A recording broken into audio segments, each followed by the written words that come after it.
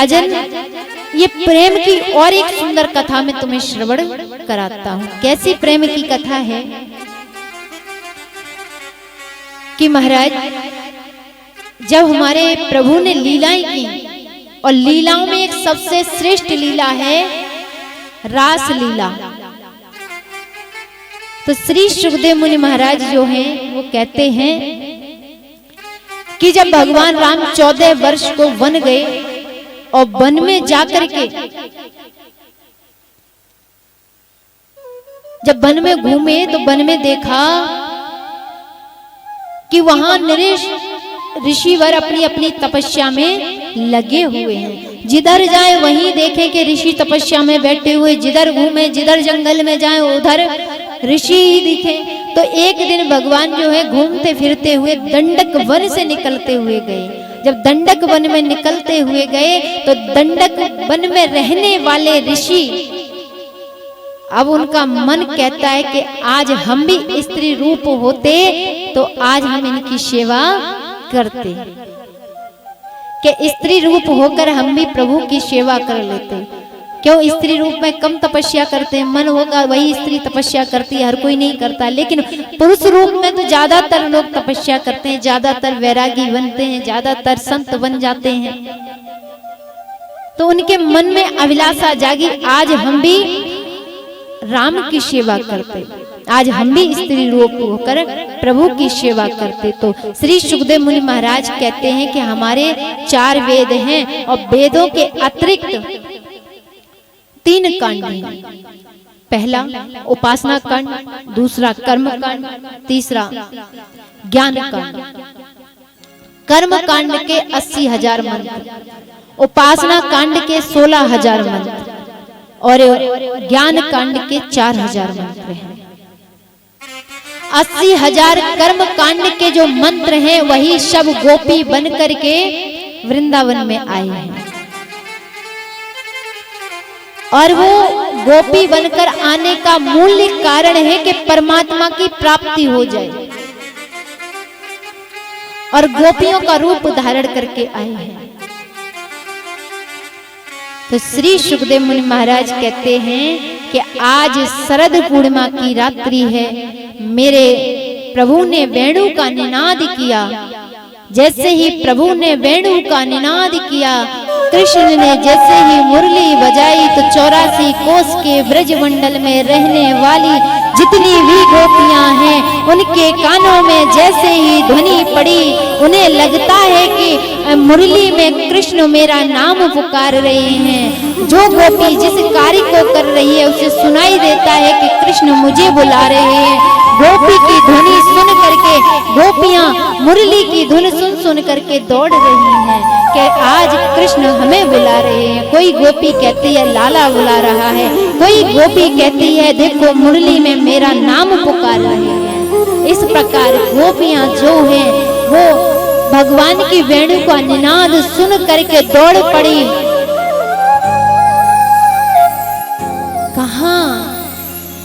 कहां दौड़ी? वन की ओर, क्योंकि वन में भगवान वेणु का निनाद कर रहे थे। भगवान ने गोपियों को आते हुए देखा, भगवान हंसने लगे और गोपियों से बोले आप क्यों आई हो? और आई हो तो मैं आप सभी का स्वागत करता हूं, कि आई हो तो आप सभी का स्वागत करता हूं। गोपियों के मन में बड़ी प्रसन्नता हुई। क्यों? क्योंकि कन्हैया हमारा स्वागत कर रहा है, गोविंद हमारा स्वागत कर रहा है। लेकिन स्वागत करते करते मेरे गोविंद ने पूछ ही लिया, मेरे लाला ने पूछ ही लिया कि आप सभी गोपियां आई हैं, लेकिन आई क्यों है, क्या कारण है आने का? अब गोपियां क्या बताएं क्यों आई हैं? गोपियां सब कुछ छोड़कर चली आई, और गोपियां मन में कहती हैं कि हम तो सब कुछ छोड़ करके चले आए हैं, अब पूछ रहे हैं कि क्यों आई हो। जब पूरे व्रज की गोपियां वहां खड़ी हैं और कोई गोपी भगवान को जवाब नहीं दे रही है, सब शांत खड़ी हैं। भगवान कहते मैं समझ गया कि तुम क्यों आई हो, तुमने कभी वन नहीं देखा है इसलिए तुम सभी वन देखने को आई हो, या फिर तुमने कभी इस मध्य रात्रि में चंद्रमा को प्रकाशित होते हुए नहीं देखा है इसलिए आई हो, या फिर यमुना का किनारा नहीं देखा है इसलिए आई हो। लेकिन गोपियां कुछ नहीं कह रही हैं और भगवान कहते हैं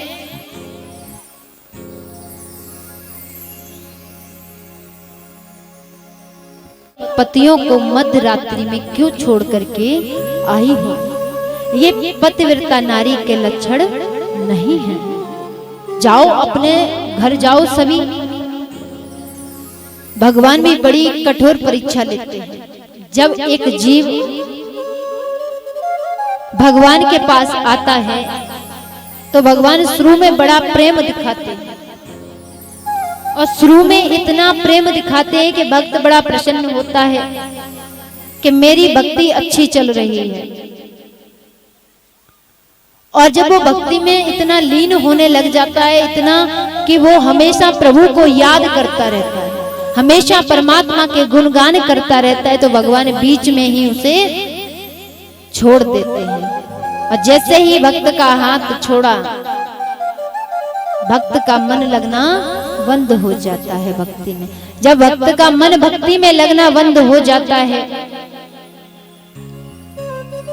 तो यही कारण है कि जब भगवान हमारे साथ रहता है, हमें भक्ति की ओर आकर्षित करता है। और भगवान ये भी देखते हैं कि अभी हमारी भक्ति करते करते कच्चा है या पक्का है, अब कठोर हो गया या अभी सरल ही है, या फिर अभी इसको कोई कष्ट मिले तो रोने लग ना जाए। तो इसी प्रकार भगवान ने उन गोपियों से कहा कि जाओ तुम अपने पति हो, पत्नी के पास जाओ, पति है ना तुम्हारे, अभी जाओ उनके पास। और भगवान कहते हैं कि आप सभी पत्नियां हैं तो अभी पति की सेवा करना ही सर्वोच्च धर्म है तुम्हारा, सबसे ऊंचा धर्म तुम्हारा पति की सेवा करना है। इन बातों को सुन करके गोपियां एकदम गंभीर हो गईं और नेत्रों से अश्रु आने लगे। गोपियों ने कहा कि हम आप के लिए सब कुछ छोड़ करके आ गई हैं, हमने घर द्वार छोड़ दिए आपके लिए, और अब आप कहते हो कि अपने पतियों के पास जाओ। हमने संसार का त्याग कर दिया है और आपके चरण कमलों की प्राप्ति के लिए, आपको पाने के लिए हे प्रभु में हम यहाँ आई हैं। और तो और जब हमारा आत्मा का साक्षात्कार हो गया है, जब हमें आत्मा का पति मिल गया है, तो हम माटी के पतियों के पास जाकर के क्या करेंगे कि आप हम उन माटी के पतियों के पास क्यों भेज रहे हैं। गोविंद ने देख लिया कि गोपियाओं की भावना बड़ी श्रेष्ठ है, बड़ी सुंदर भावनाएं हैं। प्रभु उनके साथ अब कहते हैं कि आप अब हमारे साथ रास करने के अधिकारी हो। रास करने को तैयार गोपियां होती हैं। जितनी गोपियां उतने ही भगवान श्री कृष्ण बने। भगवान जब गोपियों के साथ रास कर रहे थे तभी गोपियों के मन में अभिमान जाग गया। कैसा अभिमान जागा मैयाओ? ऐसा अभिमान जागा कि हम इतने सुंदर हैं और सुंदर होने के कारण भगवान हमारे साथ रास कर रहे हैं, प्रभु हमारे साथ रास कर रहे हैं, ऐसा अभिमान आ गया। और श्री किशोरी जी को मान है गयो कि हम में और गोपियों में कोई अंतर नहीं है।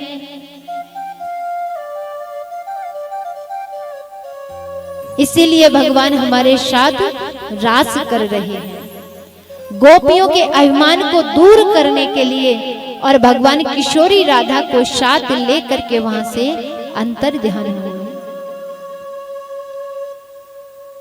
तो ये भागवत ये कहना चाहती है माताओं कि सुंदरता पे अभिमान करना बड़ा दुर्लभ है। ये कब तक रहेगी सुंदरता, कब तक रह सकती है, कब तक ये यौवन अवस्था रह सकती है, कब तक ये बाल्य अवस्था रह सकती है। आपको पता चला आप इतने उम्र की हो गई हो मैयाओं कि आपका बालकपन कब गया, यौवन अवस्था कब आई और ये बुढ़ापा कब आ जाएगा, पता चलेगा? और जो बैठी हुई है उनसे पूछ लो कि बुढ़ापा कब आयो। तो फिर सुंदरता पे क्यों अभिमान, क्यों मान करते हैं? और इतना भी पता है कि जलकर राख होना है, और इतना भी पता है कि इस भूमि पर आए हैं तो मृत्यु भी निश्चित है, और इतना भी मालूम है कि ये जो सुंदरता है एक दिन राख बन जाएगी। फिर भी तो देखो कितना बड़ो अहंकार है, करते ना अभिमान। जैसे ही प्रभु राधा रानी को लेकर के अंतर ध्यान हुए तो गोपियां जो है वो रोने लगी, और रो करके भगवान को ढूंढ रही हैं, कृष्ण कृष्ण कह रही हैं, हे कृष्ण, हे नाथ, हे गोपाल, आप किधर हैं? हम सब जगह ढूंढ रही हैं गोपियां। और ऐसा पागल हुई गोपियां भगवान के लिए कि वो झाड़ियों में देखती हैं, वनों में जा जा करके देख रही हैं, हर वृक्ष से, हर पेड़ से और नदी तालाबों से पूछ रही है कि तुमने हमारा श्याम सुंदर देखो है, तुमने कृष्ण देखे हैं क्या? इधर गोपियां भगवान को ढूंढती हैं, अर्थात श्री जी मन में विचार करती हैं कि यदि मैं गोपियों से दूर रही तो गोपियों को कभी दर्शन नहीं होंगे प्रभु के। तो उसी समय श्री जी मन में विचार करती हैं और भगवान से कहते हैं कि देखो तुम कहां जा रहे हो? अब मैं चलते चलते थक गई हूं, अब मुझसे चला नहीं जाता है।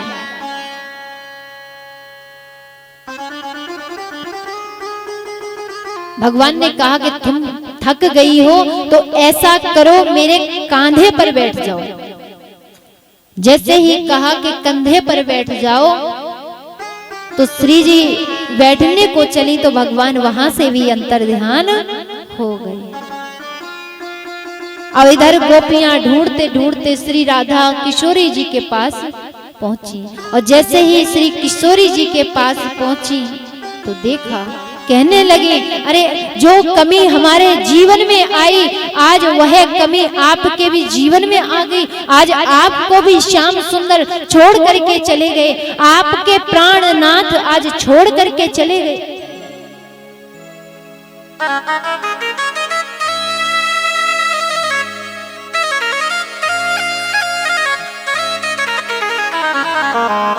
आज मानो कि आपके पति आपको छोड़कर चले गए।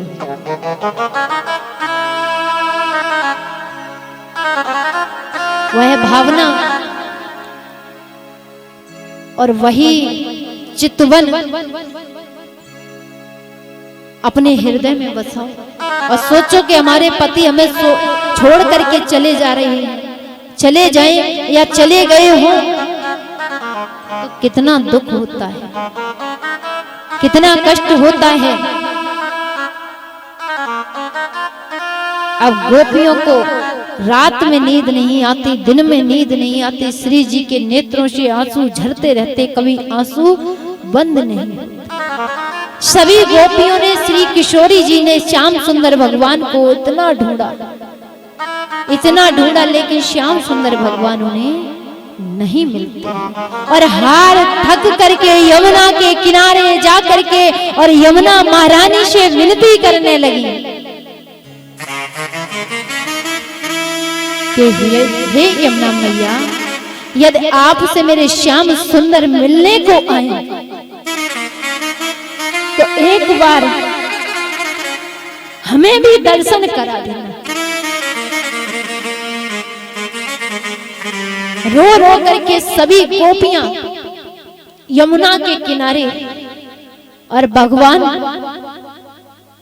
श्याम सुंदर को याद कर रही है।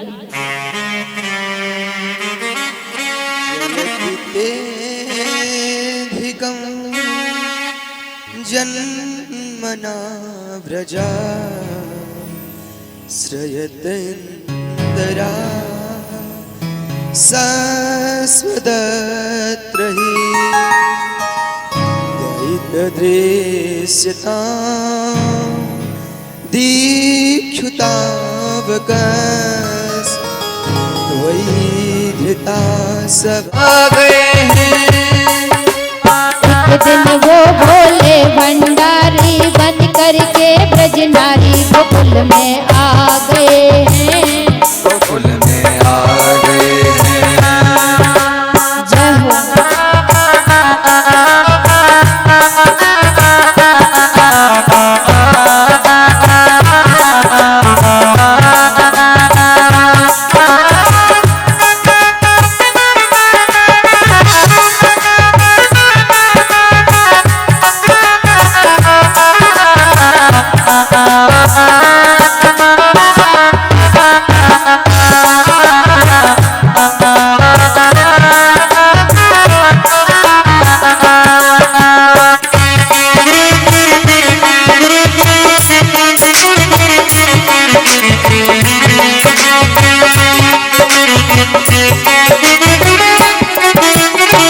पार्वती जी मना के हारी ना माने त्रिपुरारी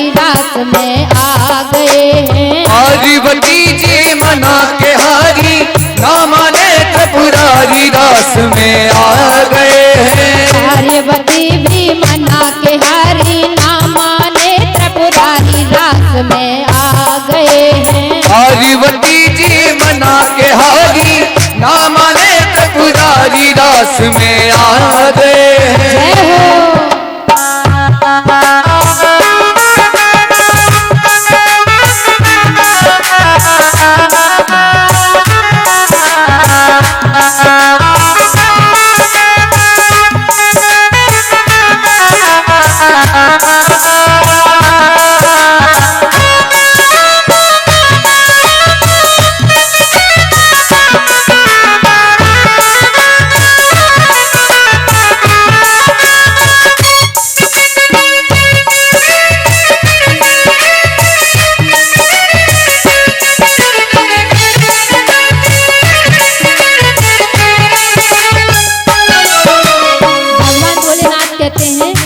मैया से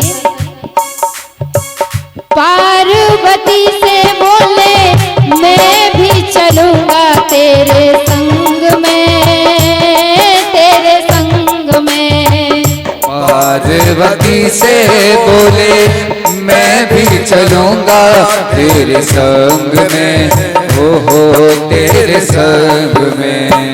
राधा श्याम संग नाचे मैं भी नचूंगा तेरे संग में, तेरे संग में। राधा संग श्याम नाचे मैं भी नचूंगा तेरे संग में, हो तेरे संग में।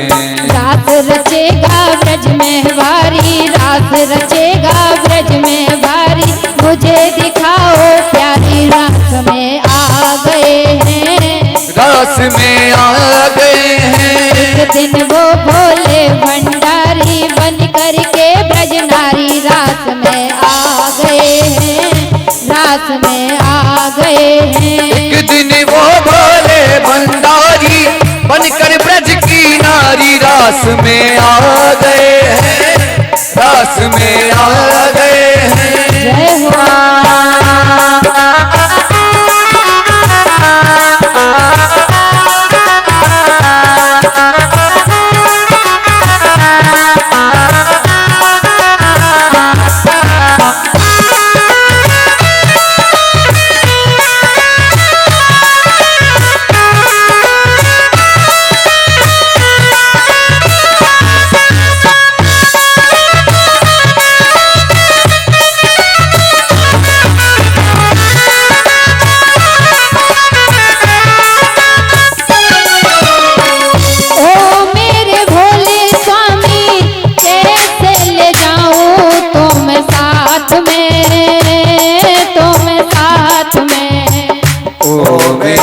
बोले स्वामी कैसे ले जाऊं तो साथ में हो अपने साथ में।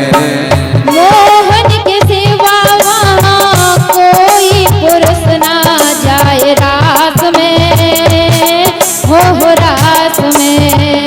मोहन के सिवा न कोई पुरुष न जाए उस रास में हो उस रास में। हंसी करेंगी ब्रज की नारी, हंसी करेंगी ब्रज की नारी, मानो बात हमारी गोकुल में आ गए हैं, गोकुल में आ गए हैं। एक दिन वो भोले भंडारी बनकर ब्रज की नारी गोकुल में आ गए हैं, रास में आ गए हैं। पार्वती भी मना के हारी, पार्वती भी मना के हारी, ना माने त्रिपुरारी रास में आ गए हैं, में आ गए हैं।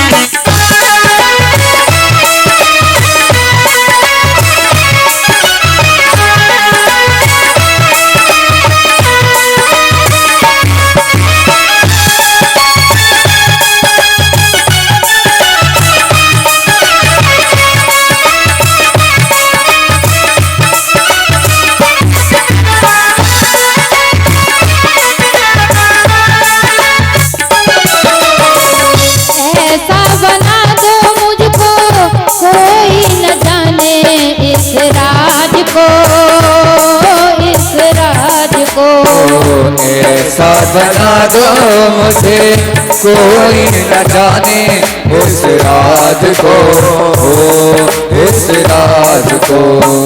मैं हूँ सहेली तेरी ऐसा बताना ब्रजराज को, ब्रजराज को।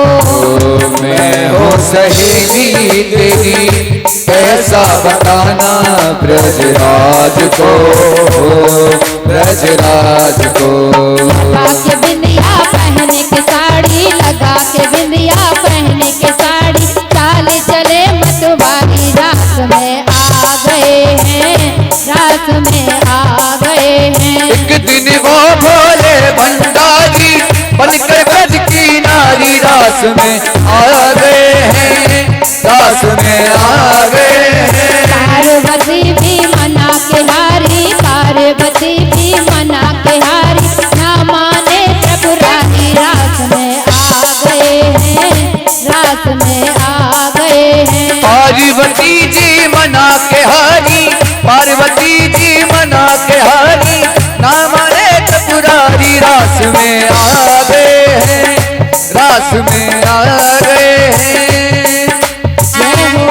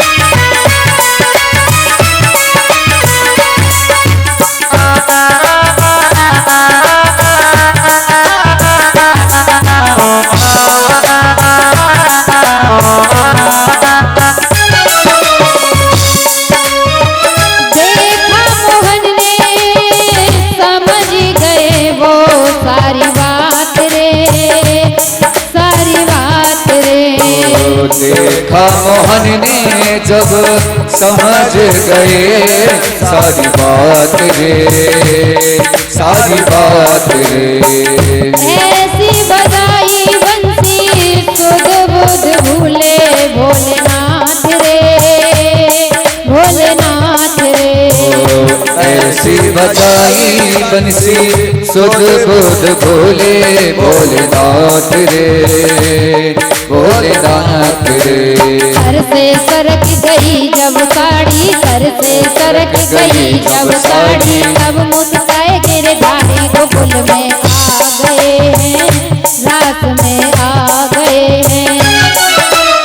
एक दिन वो भोले भंडारी बनकर ब्रज की नारी गोकुल में आ गए हैं, गोकुल में आ गए हैं।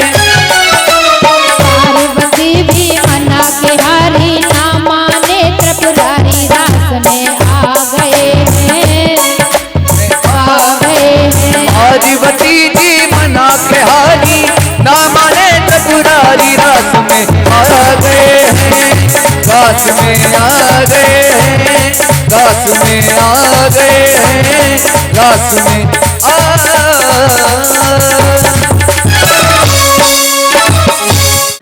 क्या पढ़ा? गोपेश्वर महादेव, क्योंकि जब रास में भगवान आए तो गोपी का रूप धारण करके आए, तो इसीलिए भगवान का नाम पड़ा गोपेश्वर महादेव। बोलिए गोपेश्वर महादेव की जय। श्री सुखदेव मुनि महाराज कहते हैं कि जिस लीला को सुन करके काम लीला हृदय से निकल जाए तो वो ऐसी वैसी लीला नहीं हो सकती। वो साक्षात परमात्मा श्री हरि की लीला है, और ऐसी लीला है जो काम को भी हृदय से निकाल करके बाहर कर देती है। भगवान श्याम सुंदर ने 6 महीना रास रचा, और 6 महीना रास रचने के उपरांत जब रास का विराम हुआ, अब गोपियों को बड़ा कष्ट होता है भगवान से अलग होने में। भगवान ने गोपियों से कहा कि अब आप अपने अपने घर पधारे, और गोपियां जब अपने अपने घर जाने लगी तो यहाँ पर श्री सुखदेव मुनि महाराज कहते हैं कि रास में परमात्मा के साथ वे गोपियां रहीं, उन्होंने तो वहीं पर मोक्ष प्राप्त कर लिया।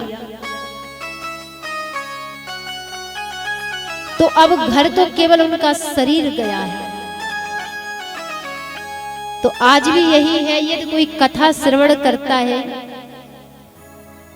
भाव से प्रेम से, तो जीते जी अपना मोक्ष प्रदान कर लेता है। अब मरने के बाद मोक्ष मिले ना मिले, ये क्या आप देख रहे हैं? कथा सुनने से, रास लीला सुनने से हृदय की काम लीला निकल जाए तो समझ लो हमने कथा सुनी है।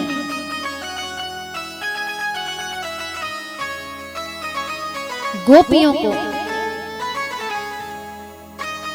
गोविंद के चरणों की प्राप्ति और गोपियों को भगवान के प्रेम की प्राप्ति हो जाती है। श्री सुखदेव मुनि महाराज कहते हैं कि हे राजन, भगवान अपनी लीला में व्यस्त हैं। तो एक दिन संत नारद के मन में विचार जागा कि भगवान अपनी लीलाएं करने में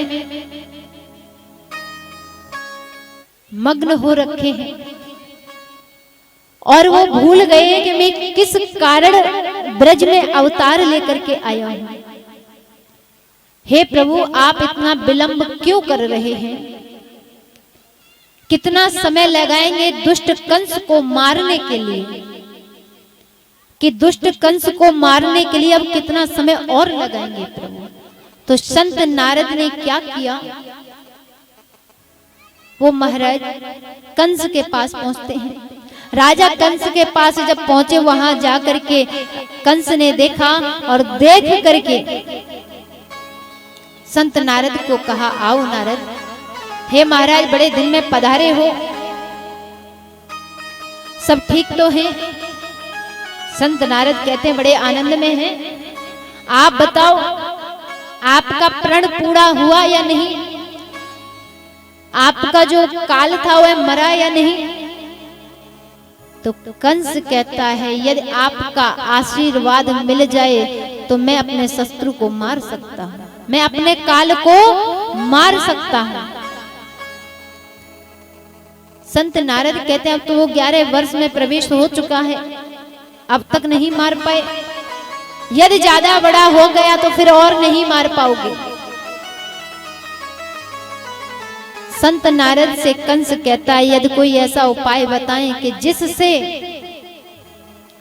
मैं अपने काल को मार सकूं।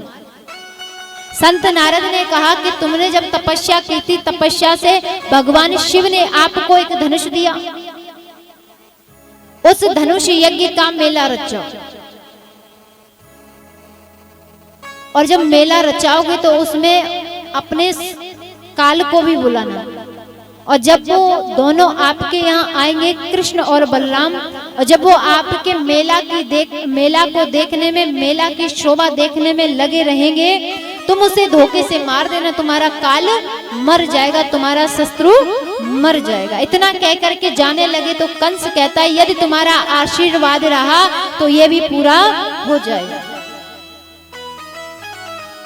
अब तो महाराज इतना कह करके कंस के यहाँ से भगवान के पास आते हैं। श्री वृंदावन में संत नारद पधारे और भगवान उस समय गौ चरा करके वापस आ रहे थे। जब गौ चरा करके वापस आ रहे थे, संध्याकालीन बेला थी, गौ धुली बेला। संत नारद को देखा वृंदावन में तो पूछा भगवान ने, भगवान श्याम सुंदर पूछते हैं कैसा आना हुआ है? तो संत कहते हैं कि महाराज हे प्रभु, कि आप उस दुष्ट कंस को कब मारोगे? उसके पाप का घड़ा भर चुका है, अब कब मारोगे? तो भगवान संत नारद से कहते हैं कि देखो मैं कौन होता हूँ मारने वाला और कौन होता हूँ बचाने वाला। जीव जैसा कर्म करता है वैसे उसे फल मिलता है, वैसा उसे भोगने को प्राप्त होता है। तो इतने में ही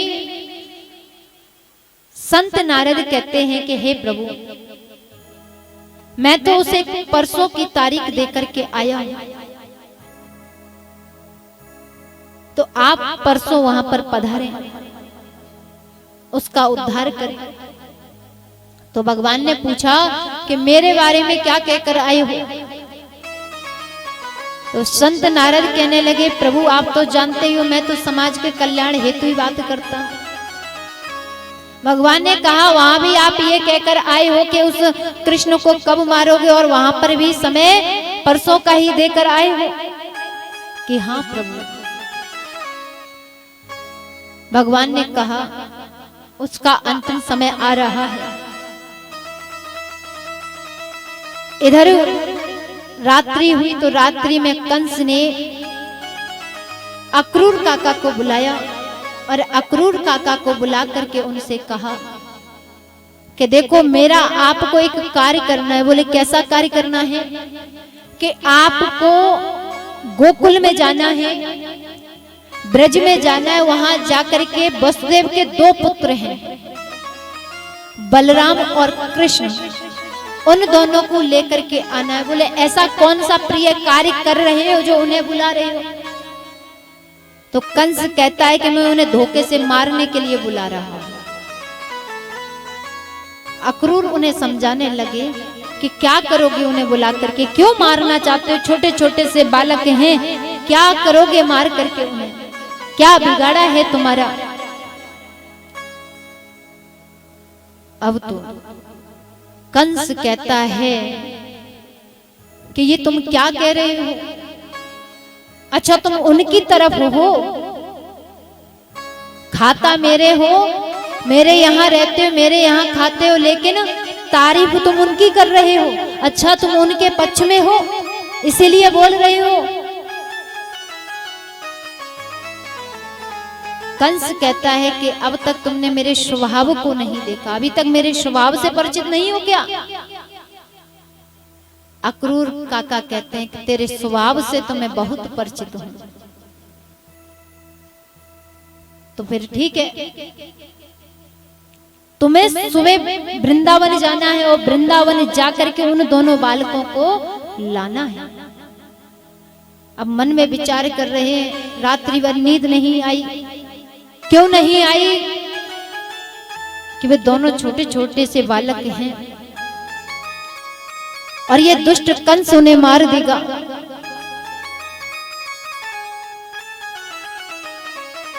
रात्रि भर उनका ऐसे ही निकल गया। जब रात्रि निकली तो महाराज सुबह हुआ। सुबह होने पर कहा कि अब मैं वृंदावन जा रहा हूं। आप देखिए, वृंदावन के लिए जाना है तो उन्होंने अपना रथ तैयार किया। जब रथ तैयार किया और रथ तैयार करके वृंदावन की ओर उसका मुख कर दिया, स्वयं रथ में बैठ गए और भगवान का चिंतन करने लगे। जैसे ही भगवान का चिंतन किया तो समाधि सी लग गई। और जब समाधि लगी तो जो समय आध घंटे का है वृंदावन जाने का मथुरा से, अब सुबह से शाम हो गई। शाम के समय समाधि टूटी तो देखते हैं सूर्य अस्त होने वाला है। इतना तेज रथ चलाया कि सूर्य अस्त के समय ही वृंदावन पहुंच गए। और जैसे ही वृंदावन पहुंचे तो भगवान भी गौ धूली बेला थी, गाय लेकर के आ रहे थे वन से। मार्ग में ही अक्रूर काका से उनकी भेंट हो जाती। जब मार्ग में अक्रूर काका से भेंट हुई, भगवान ने पूछा कैसे आना हुआ? तो काका कहते हैं देखो ये सब बातें बताने की जरूरत नहीं है, लेकिन श्याम सुंदर भगवान ने कहा देखो हमारी मैया से जाकर के मत कहना, हमारे बाबा से जाकर के मत कहना। तो काका कहते हैं क्या नहीं कहना? बोले मैं ये कहना चाहता हूँ कि मेरी मैया से ये मत कहना कि दुष्ट कंस ने हम दोनों को मारने के ताई बुलाया है। ये बात मत कहना, और मैया हमें कदाचित नहीं भेजेगी, कभी नहीं भेजेगी। पहले ही समझा दिया भगवान ने। भगवान आज काका को साथ लेकर के जैसे ही महलों में पधारे, महलों में नंद बाबा ने, यशोदा मैया ने अक्रूर काका को देखा तो बड़ा स्वागत किया। उसके बाद रात्रि हुई, भोजन इत्यादि हुआ। भोजन इत्यादि होने के बाद अब देखो एक मेहमान आता है। आज का समय तो ऐसा हो गया है कि मेहमान आया, भोजन करा दिया, भोजन कराने के बाद खुद फोन में लग गए तो मेहमान भी फोन में लग गया। भाई समय नहीं है, फोन के आगे मेहमानी खत्म हो गई है, फोन के आगे रिश्तेदारी खत्म हो गई है। पहले का समय था कि अगर कोई मेहमान आया है, रिश्तेदार आया है, तो कम से कम आधी रात्रि तो उसके साथ वार्तालाप में ही निकाल देते थे, क्योंकि बहुत बहुत दिन बाद आया करते थे। फोन थे नहीं तो बहुत सारी बातें एक पोटली भर के इकट्ठी कर ली जाती थी, तो सारी बातें बैठकर करनी होती थी। तो इसी प्रकार नंद जी और यशोदा मैया अक्रूर काका के सामने बैठ जाते हैं। वार्तालाप चलने लगा। बातें करते करते करते करते मैया ने पूछ ही लिया कि बाबा कैसे आई हो?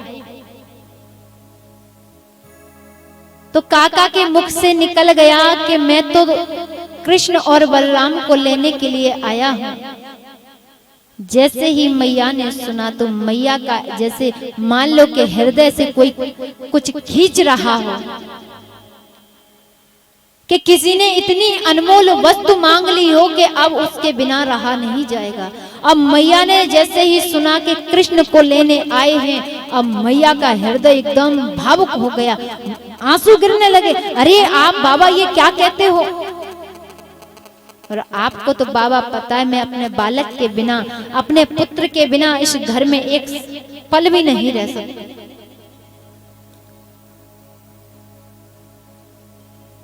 नंद बाबा कहते हैं, अरे देवी कि ये जब से इन बालकों ने जन्म लिया है कभी कहीं नहीं घूमने गए, केवल ब्रज के सिवा। अब ये लेने आए और वहां बड़ी जोर को मेला लगो तो घूम आने दो। यदि ज्यादा कोई परेशानी है तो मैं इन बालकन के साथ चलो जाऊंगा।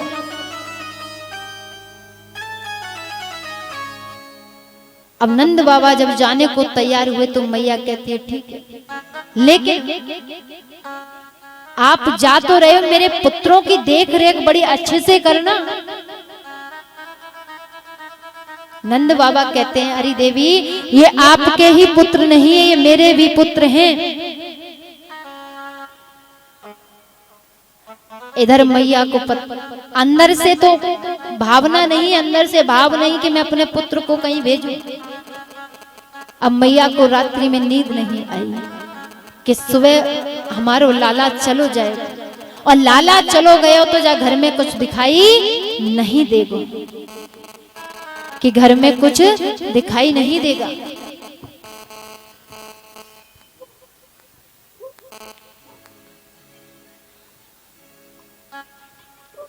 कि घर में कुछ दिखाई नहीं देगा। अब तो मैया को रात्रि भर नींद नहीं आ रही है। पलंग पर एक पल लेटने भी गई मैया, लेकिन पलंग पर चैन नहीं पड़ रहा है कि सुबह मेरो लाला चलो जाए।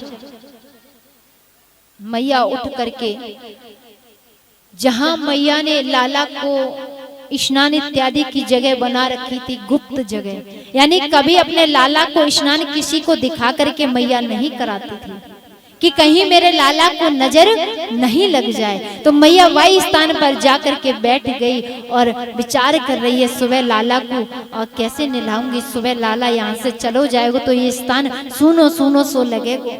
नेत्रों से आंसू गिर रहे हैं, आंसू गिरने लगे। और इधर श्याम सुंदर भगवान ने देखा कि मैया पलंग पर नहीं है, मध्य रात्रि हो चुकी है और मैया अभी पलंग पर है नहीं। देखा, ढूंढा मैया को तो मैया स्नान की जगह बैठी हुई, जहां पर अपने लाला को स्नान कराती है वहां दीवार से सिर लगा करके बैठी हुई थी। नेत्रों से आंसू चल रहे हैं। श्याम सुंदर भगवान ने देखा तो मैया की गोद में जाकर के पहले तो मैया के अश्रु पहुंचे, और अश्रु पहुंचकर मैया से कहने लगे, अरे मैया तू काहे को रोवे? अरे मैया मैं कोई ज्यादा दिन के लिए थोड़ी जा रहा हूं, मैया मैं तो परसों वापस आ जाऊं। मैया केवल मेला देखने ही तो जा रहा हूं, क्यों इतना परेशान हो रही है? अरे मैया जब तू ऐसे रहेगी तो मैं कैसे मेला देखने जाऊं? मैया को समझाने लगे। मैया लाला को हृदय से लगा करके रो जाती है कि लाला कि एक क्षण भी जब तू इधर उधर है जाए तब तो मुझे चैन नहीं पड़े, और तू कह रहा हो परसों वापिस आऊं, तो परसों तक मैं कैसे रहूंगी? मैया के जो नेत्र हैं एकदम लाला के वियोग में लाल लाल रहते हैं कि लाला सुबह चला जाए। सुबह हुआ, जैसे ही ब्रह्म मुहूर्त की बेला हुई, अक्रूर काका ने अपना रथ श्याम सुंदर भगवान के महलों के सामने ला करके खड़ा कर दिया, और जैसे ही श्याम सुंदर भगवान के सामने रथ को ला करके खड़ा किया तो लाखों गोपियां आकर के खड़ी हो गई। सभी को पता चल गया कि श्याम सुंदर जा रहे हैं। अरे कन्हैया जा रहा है, हमारो गोपाल जा रहा हो, हमारो कृष्ण जा रहा है, कहाँ जा रहा है? लाखों गोपियों ने मैया यशोदा के महल को चारों तरफ से घेर लिया। भगवान जो है वो रथ में बैठते हैं, और जैसे ही चलने को तैयार हुए तो सभी गोपियों ने रथ चारों तरफ से घेर लिया। एक गोपी तो इतनी वियोग में थी कि मेरा कृष्ण जा रहा है, उसे तो वो तो रथ के नीचे लेट गई और कहने लगी, यदि लाला तुझे जाना है तो हमारे ऊपर से रथ को लेकर जा, ऐसे तो आज्ञा नहीं मिले तो जाने की।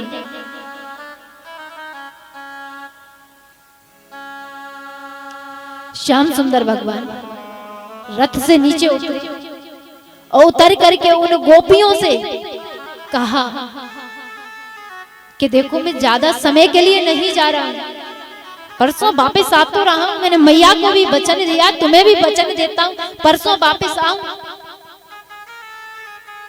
श्री किशोरी जी शांत खड़ी हैं, उनके भी नेत्रों से आंसू गिर रहे थे। किशोरी जी के पास जाकर के श्याम सुंदर भगवान कहते हैं, हे किशोरी, आप तो जानते हुए यदि मैं मथुरा नहीं गया तो आगे की लीलाएं कैसे करूं, आगे को कंस को कैसे उद्धार करूंगा, आप आज्ञा दें मुझे जाने की। किशोरी राधा भी वही अभिलाषा में खड़ी हैं कि मुझसे क्या कहें, मुझे कौन सा प्रेम संदेश देंगे ये। तो किशोरी राधा को भी श्याम सुंदर भगवान ने जो मैया यशोदा को संदेश दिया कि मैं परसों वापस आऊं, वही संदेश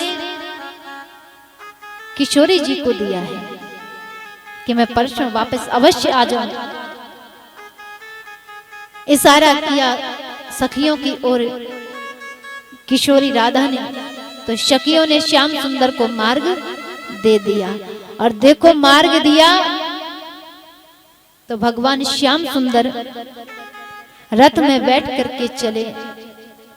और ब्रजवासियों की भावना देखो, ब्रजवासियों का प्रेम देखो कि जब वो रथ में बैठ गए, रथ से उड़ती हुई धूल और रथ जब तक दिखाई दिया, जब तक रथ की जो ध्वजा लगी हुई थी वो दिखाई दी, तब तक सभी ब्रजवासी टकटकी लगा करके देखते रहे कि मेरे श्याम सुंदर जा रहे हैं। सबके नेत्रों से आंसू।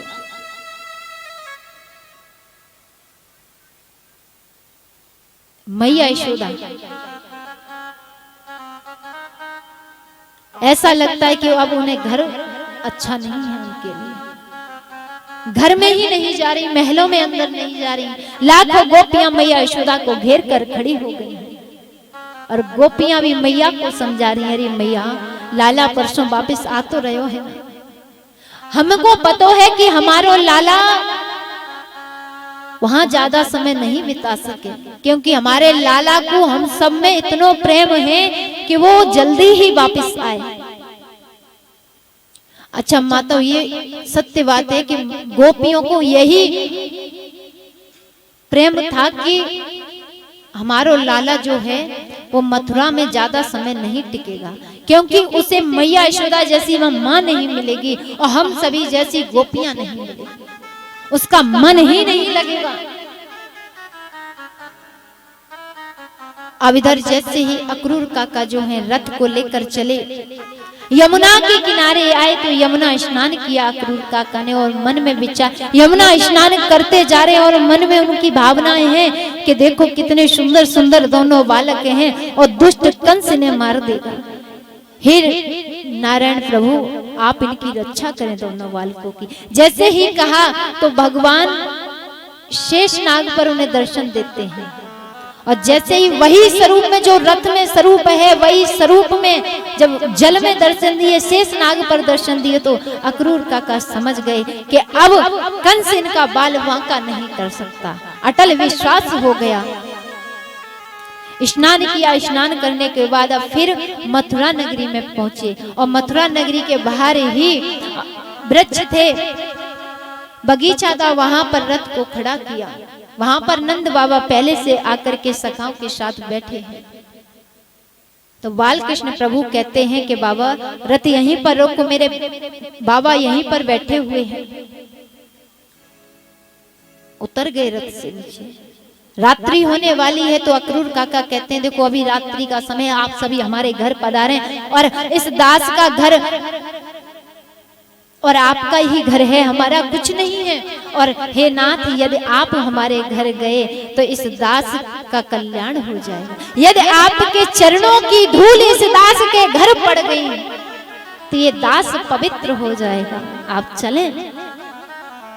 तो उस समय श्याम सुंदर भगवान कहते देखो अभी इस समय में आपके साथ तो आपके घर नहीं जाऊं, आपकी कुटिया में नहीं पधारूं, अभी तो मैं दुष्ट कंस का वध करने के लिए आया हूं। जो कार्य हैं उन्हें करूंगा, उसके बाद आपके घर शीघ्र ही आऊंगा। इस प्रकार अक्रूर काका से कह करके उनको विदा किया। इधर अक्रूर काका ने आकर के दुष्ट कंस से कहा कि जो तुमने कहा मुझसे, मैंने उन दोनों बालकों को साथ लेकर के आ गया हूं। मथुरा नगरी के बाहर बगीचे में रुके हुए। इधर कंस जो है वो मथुरा नगर के वासियों से कहता है कि कोई भी उनकी स्वागत नहीं करे, कोई भी उनका सत्कार नहीं करे। इस प्रकार कहने लगे। और इधर भगवान श्याम सुंदर जो हैं वो अपने नंद बाबा से कहते हैं, बाबा या मथुरा नगरी घूमने को हमारो मन कर रहे हो है। तो बाबा कहते तू अकेलो नहीं जाए, कि तू अकेलो नहीं जाए, ग्वाल वालों के साथ जाइयो और तू अपने बड़े भ्राता बलराम जी के साथ जाएगा। श्याम सुंदर भगवान कहते हैं ठीक है। अब ग्वाल वालों के संग भगवान श्याम सुंदर मथुरा नगरी को घूमने गए। और जैसे ही मथुरा नगरी में प्रवेश किए तो मथुरा नगरी के जितने भी जीव हैं, मनुष्य हैं, वो परमात्मा का ऐसा स्वागत कर रहे कि मानो बरसों से आस लगा करके बैठे थे कि कन्हैया कब आए, कब हमारे गोविंद आए। कोई आरती उतार रहा है, कोई पुष्पों की वर्षा कर रहा है। इतनो स्वागत देख करके छोटे छोटे सखा कहने लगे, हे लाला तो को पता है जब ये मथुरा वासी इतनो स्वागत कर रहे हैं तो कंस हमारो कितनो स्वागत करे। लेकिन लाला एक बड़ी विचित्र बात है। क्या विचित्र बात हो गई तुम्हारे साथ अब? तो सखा कहते हैं, लाला तो को तो पता ही है हम सभी गरीब घर से हैं, हमारे माता पिता गरीब हैं, हमारे वस्त्रों की व्यवस्था नहीं कर पाते हैं। लाला यदि कंस महाराज के पास गए और कंस मामा के पास जाएंगे तो कंस मामा देखेगा तो लज्जा आएगी ना। लाला हमारे वस्त्रन की व्यवस्था कर। अब तो भगवान छोटे छोटे सखाओं के वस्त्रों की व्यवस्था करने के लिए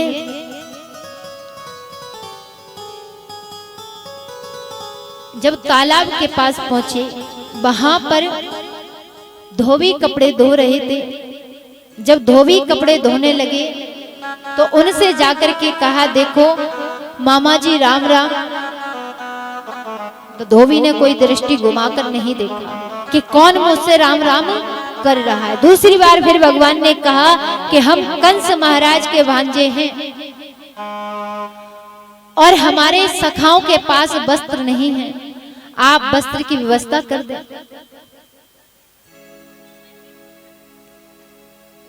तो धोबी कहता है कि जीवन भर तो पोखर का पानी पिया, बेजड़ की रोटी खाई गुड़ के साथ, और महाराज कंस के कपड़े पहनने की अभिलाषा करते हो। जो महाराज कंस परसों जो कार्य करेंगे वो मैं आज ही कर दूंगा। और धोबी जो है वो डंडा लेकर के भगवान के ग्वाल वालों को, भगवान को मारने के लिए दौड़ा। तो इधर छोटे छोटे सखा कहने लगे कि लाला तू आज जा धोबी को पूतना वारे हाथ दिखाई दे, और जो होगी तो हम बाद में देख लेंगे। देखो इतने छोटे छोटे सखा और श्याम सुंदर भगवान से कह रहे हैं कि जो बाद में होगी सो हम देख लेंगे, पहले तू पूतना वारे हाथन को ही दिखा दे। धोबी जैसे ही भगवान के पास आया डंडा लेकर के, तो भगवान ने अपने छोटे से हाथ धोबी के मुख पर मारा। तो धोबी का जो सिर है वो पूरा ही धड़ से अलग हो गया, और जैसे ही धड़ से अलग हुआ तो धोबी का उद्धार भगवान ने कर दिया, धोबी को मार दिया। जैसे ही धोबी को धोबी घाट पर मारा तो सभी धोबी डर गए, भागने लगे और कहने लगे कि पूतना मारने वाला आ गया, सक्तासुर मारने वाला आ गया, बकासुर मारने वाला आ गया। अघासुर मारने वाला आ गया। सब भागने लगे, पूरा धोबी घाट खाली हो गया। जब धोबी घाट खाली हुआ तो भगवान ने अपने सखाओं से कहा, जो तुम्हें वस्त्र प्रिय लगे सो पहन लो। अब सखाओं ने बड़े मन से वस्त्र तो पहन लिए। अब कहां सखा और कहां राक्षस, क्योंकि मनुष्य की जो लंबाई होती है उससे ज्यादा राक्षस की लंबाई होती है। अबे लंबे लंबे राक्षस और भगवान का छोटे छोटे ग्वाल वाल। अब ग्वाल वाल कहने लगे कि लाला अब तो और बड़ी शर्म लग रही। बोले क्यों? वो इसलिए कि अब तो ये मगेनू से लग रहे, कि ये अब तो मगेनू से लग रहे हैं लाला, अब तो और बड़ी शर्म लगी। तो भगवान दर्जी के यहाँ पधारे। जैसे ही दर्जी के यहाँ पधारे, दर्जी ने देखा कि भगवान आ रहे हैं, तुरंत उसने स्वागत किया और भगवान के कहने के उपरांत ही जो वस्त्र पहने थे सखा वो उनके रूप के अनुकूल, उनके स्वरूप के अनुकूल बना दिया। भगवान बड़े प्रसन्न हुए। फिर वहां से भगवान धोबी के यहाँ पधारे। वहां भी बड़े प्रसन्न हुए। उसके बाद भगवान सुदम नाम के माली के यहाँ पे पधारे। भगवान को देखा तो भगवान के लिए माली ने सुंदर सुंदर फूलों की माला से स्वागत किया। सुदम नाम के माली को भक्ति का वरदान दिया और वहां से फिर चल दिए। अब मार्ग में जा रहे हैं, मार्ग में पहुंचे तो एक दृश्य नजर आया और इतना सुंदर दृश्य, इतना प्यारा दृश्य है भगवान के लिए तो कि एक माता जो है वो हाथ में कटोरा है और कटोरे में चंदन भरे हुए हैं, आ रही है पीड़ा सहते सहते। भगवान ने देखा, भगवान ने पूछा, हे देवी आप कौन हैं? तो वह देवी कहती है कि मैं कंस की दासी, और कंस को मेरे हाथ के घिसा हुआ चंदन बड़ा ही प्रिय लगता है और मैं ये अपने हाथों से घिसा हुआ चंदन कंस महाराज को देने के लिए जा रही हूं। और मेरा रंग काला है, मेरा स्वरूप अच्छा नहीं है, इसलिए ये संसार के लोग मुझे कुब्जा कहते हैं। भगवान ने कहा, देखो बुरा ना मानो तो एक बात कहूं।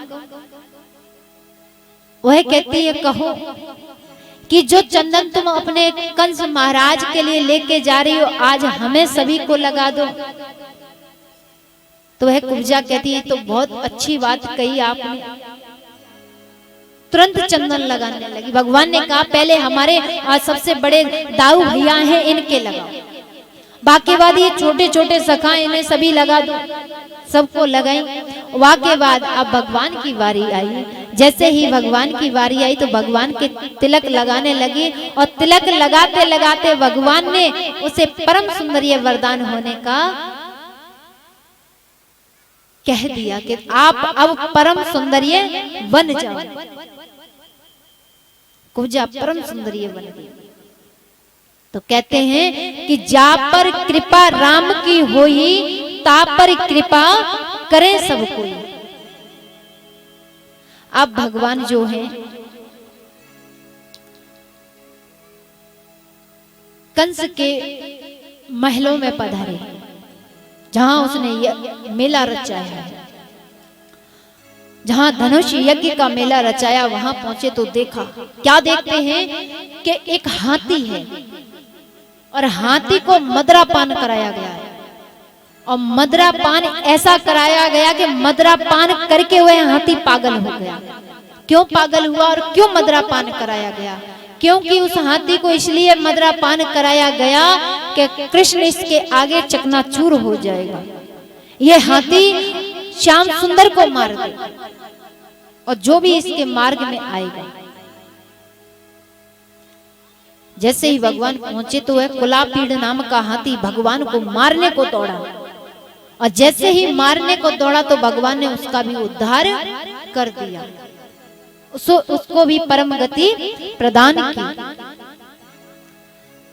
अब भगवान अखाड़े में पहुंचते हैं। जहां पर उसने बहुत बड़ा अखाड़ा लगाया है। अखाड़े के मेन द्वार पर चारूर और मुष्टिक बैठे हुए। प्रवेश करने के उपरांत ही कहने लगे वे दोनों राक्षस कि तुम्हें हमसे युद्ध करना होगा। हमने तो तुम्हारी बहुत लीलाएं सुनी है कि जो राक्षस जाता है उसी को मार देते हो। तो भगवान श्याम सुंदर उन दोनों राक्षसों से कहते हैं, चारूर और मुष्टिक से, देखो मामा जी, यहाँ से जो भी राक्षस गयो मरो मरायो गयो, हमने तो भाई मारो ही नहीं। और सबसे पहले बात तो ये है कि हमने तो आपको भी यही कहते हैं कि हम तो कोई युद्ध करना ही नहीं जानते। चारूर और मुष्टिक कहते हैं कि आपको हमसे युद्ध करना होगा जब आप आगे बढ़ सकते हो। फिर भी कहा भगवान ने कि देखो हमें युद्ध नहीं आता है, हम तो छोटे छोटे बालक हैं। लेकिन चारूर और मुष्टिक नहीं मानते, युद्ध को विवश कर दिया भगवान को। तो दोनों से युद्ध हुआ। जब दोनों से युद्ध हुआ तो इधर भगवान ने चारूर से युद्ध किया और मुष्टिक से बलराम ने किया। दोनों का उद्धार भगवान ने कर दिया। अब सीधे पहुंचते हैं जहां पर कंस महाराज ऊंचे से सिंहासन पर बैठा हुआ है। भगवान ने उस सिंहासन पर पहुंच गए और सिंहासन पर पहुंच करके उन्हें वही दृश्य याद आया, वही उनके नेत्रों में कि इसने मेरी माँ के बाल पकड़ के खींचा था। वही दृश्य याद आ गया। भगवान ने एक हाथ मारो तो वाको मुकुट गिरो जाके दूर कंस का, और केस पकड़ करके रथ से और सीढ़ियों से खींचते हुए नीचे की ओर लाए, और सीढ़ियों से खींचते हुए जब नीचे की ओर लाए और अखाड़े में फेंक दिया। जैसे ही अखाड़े में फेंका और तीनों लोगों का भार लेकर के भगवान श्याम सुंदर कंस के ऊपर कूद गए। और जैसे ही कंस के ऊपर कूदे तो कंस पर भार सहन नहीं हुआ, तुरंत उसकी मृत्यु हो गई। और जैसे ही मृत्यु हुई कंस मारा गया। बोलिए श्याम सुंदर भगवान की जय हो। कंस का उद्धार आज भगवान श्याम सुंदर कृष्ण ने कर दिया। अब इधर कंस का उद्धार हुआ तो ब्रजवासी मथुरावासी बड़े प्रसन्न हुए कि कंस मारा गया। कंस के और 4 भाई थे, उनको भी भगवान ने मार दिया। जब कंस को मार करके भगवान अब कारागार में प्रवेश करते हैं। कारागार में प्रवेश किए तो अपने नाना उग्रसेन को कारागार से निकाल करके राजगद्दी प्रदान की। और राजगद्दी प्रदान करने के बाद अब प्रभु जो हैं अपने माता पिता से मिलते हैं। माता पिता के पास जाकर के चरण स्पर्श किए, साष्टांग दंडवत किया और उन्हें भी कारागार से मुक्ति दिलाई। अब कंस मारा गया, जैसा तैसा जो राज्य पहले चल रहा था वैसा ही हो गया। नंद बाबा ने देखा कि जो कार्य होना था वो पूरा हो गया, अब मैं अपने बालक को साथ लेकर के जाऊं। सभी सखा नंद बाबा अब तो श्याम सुंदर से यानी कन्हैया से अपने सखा से जाके कहते हैं, लाला अब तू चलेगो नहीं, तूने मैया से कहकर आयो है कि परसों वापस आ जाओ।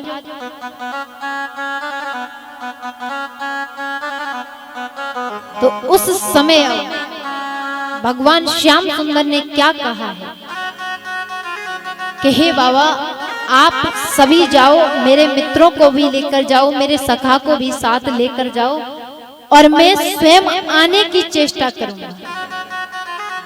जैसे ही इतना कहा अब तो बाबा के पैर तले जमीन खिसक गई कि लाला कहा कह रहे हो है। सभी सखा एकदम आंसू भर आए नेत्रों में, अरे लाला कहा कह रहे हो। भगवान ने फिर कहा कि बाबा मुझे जब स्वयं समय मिलेगा शीघ्र ही आऊं, आप पधारे। जब लाला के मुख से ये बात सुनी तो बाबा वहां से चले आए। उसके बाद भगवान श्री कृष्ण श्याम सुंदर का जनेऊ संस्कार इत्यादि हुआ और वसुदेव महाराज ने लाला को अब गुरुकुल पढ़ने को भेजा। जब गुरुकुल पढ़ने को भेजा, वहां पर भगवान ने सारी विद्याओं का अध्ययन किया। गुरुकुल में सुदामा नाम के मित्र से मित्रता हो गई। गुरुदेव के मरे हुए पुत्र को यमपुरी से ला करके प्रदान किया। पंचजन नाम के राक्षस को मार करके प्रभु ने पंचजन शंख प्रदान किया। लौटते समय सुदामा को गले लगाते हुए कहा कि मेरी मथुरापुरी कभी आना। और गुरुदेव से और गुरु माँ से आशीर्वाद लेकर के भगवान मथुरा पधारे। मथुरा में अपने माता पिता के चरणों में आकर के प्रणाम किया। और अब भगवान श्री सुखदेव मुनि महाराज राजा परीक्षित से कहते हैं, अब सुनो सावधान होकर के कि अब तुम्हें कथा का जो सारा रहस्य है, कथा का जो सारा रास है, कथा का जो मिठास है, कथा की जो रसमयी तत्व है, वो आज ही सुन लेना। और आप सभी भी बड़े ध्यान से सुनना, कोई भी माता बातें ना करे। यदि बात करोगे ना तो समझ नहीं आएगी, क्योंकि कहीं भी जाना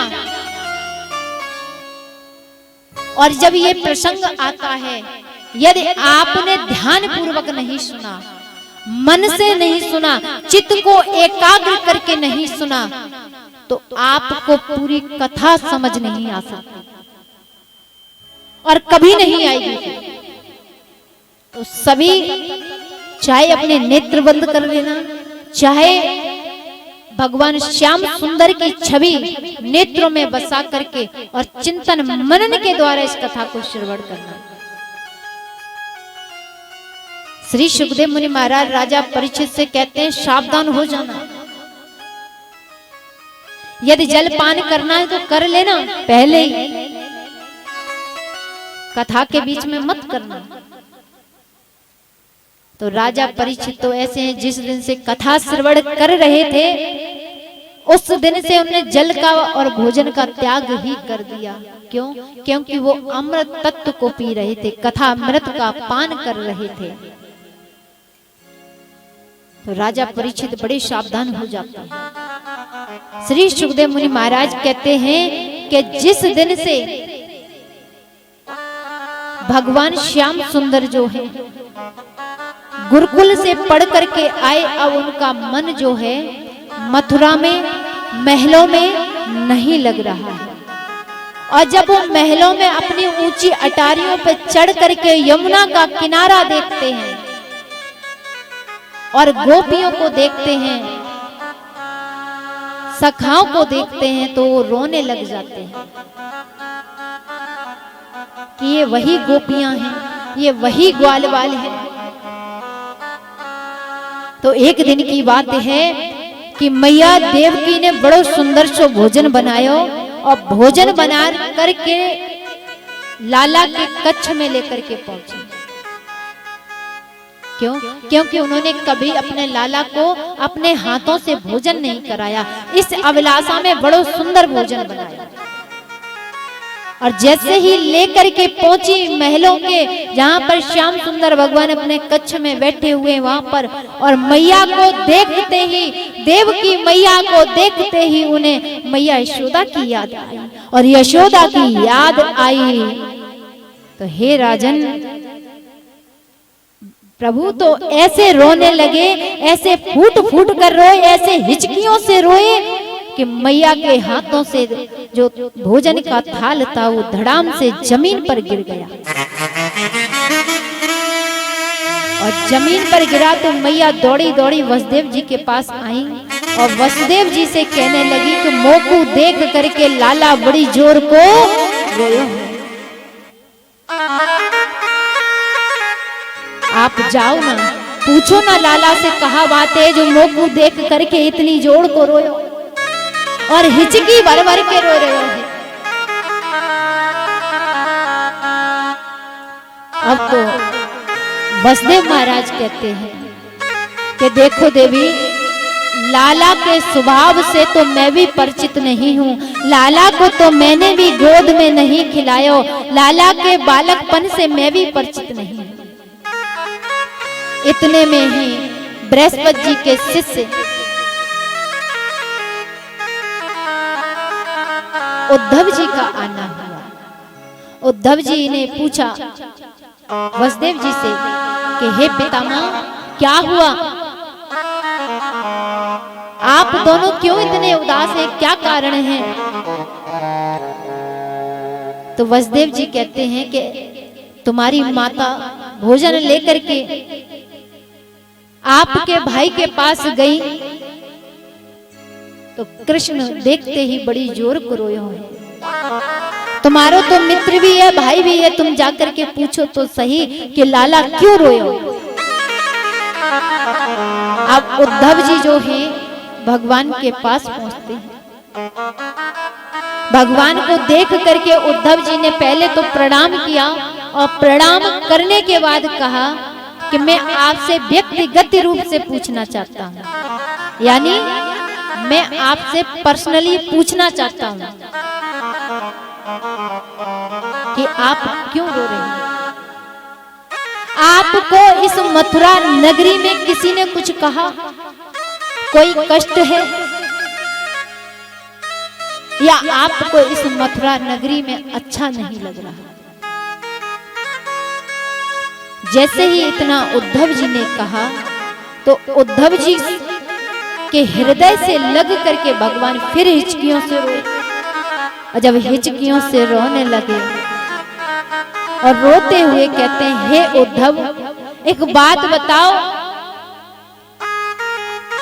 कि जितनी याद मुझे उन ब्रजवासियों की आती है, मैया यशोदा की आती है और श्री किशोरी जी की आती है, सखाओं की आती है, गौओं की याद आती है, क्या वो भी मेरी याद करते हो?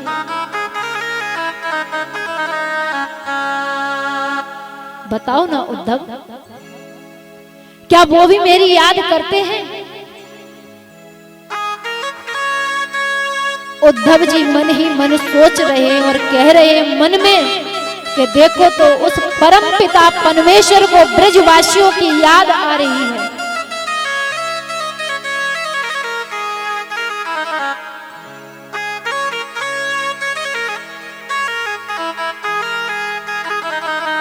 उद्धव जी कहते हैं कि आपको याद आ रही है यशोदा जी की, वसुदेव जी की, किसकी?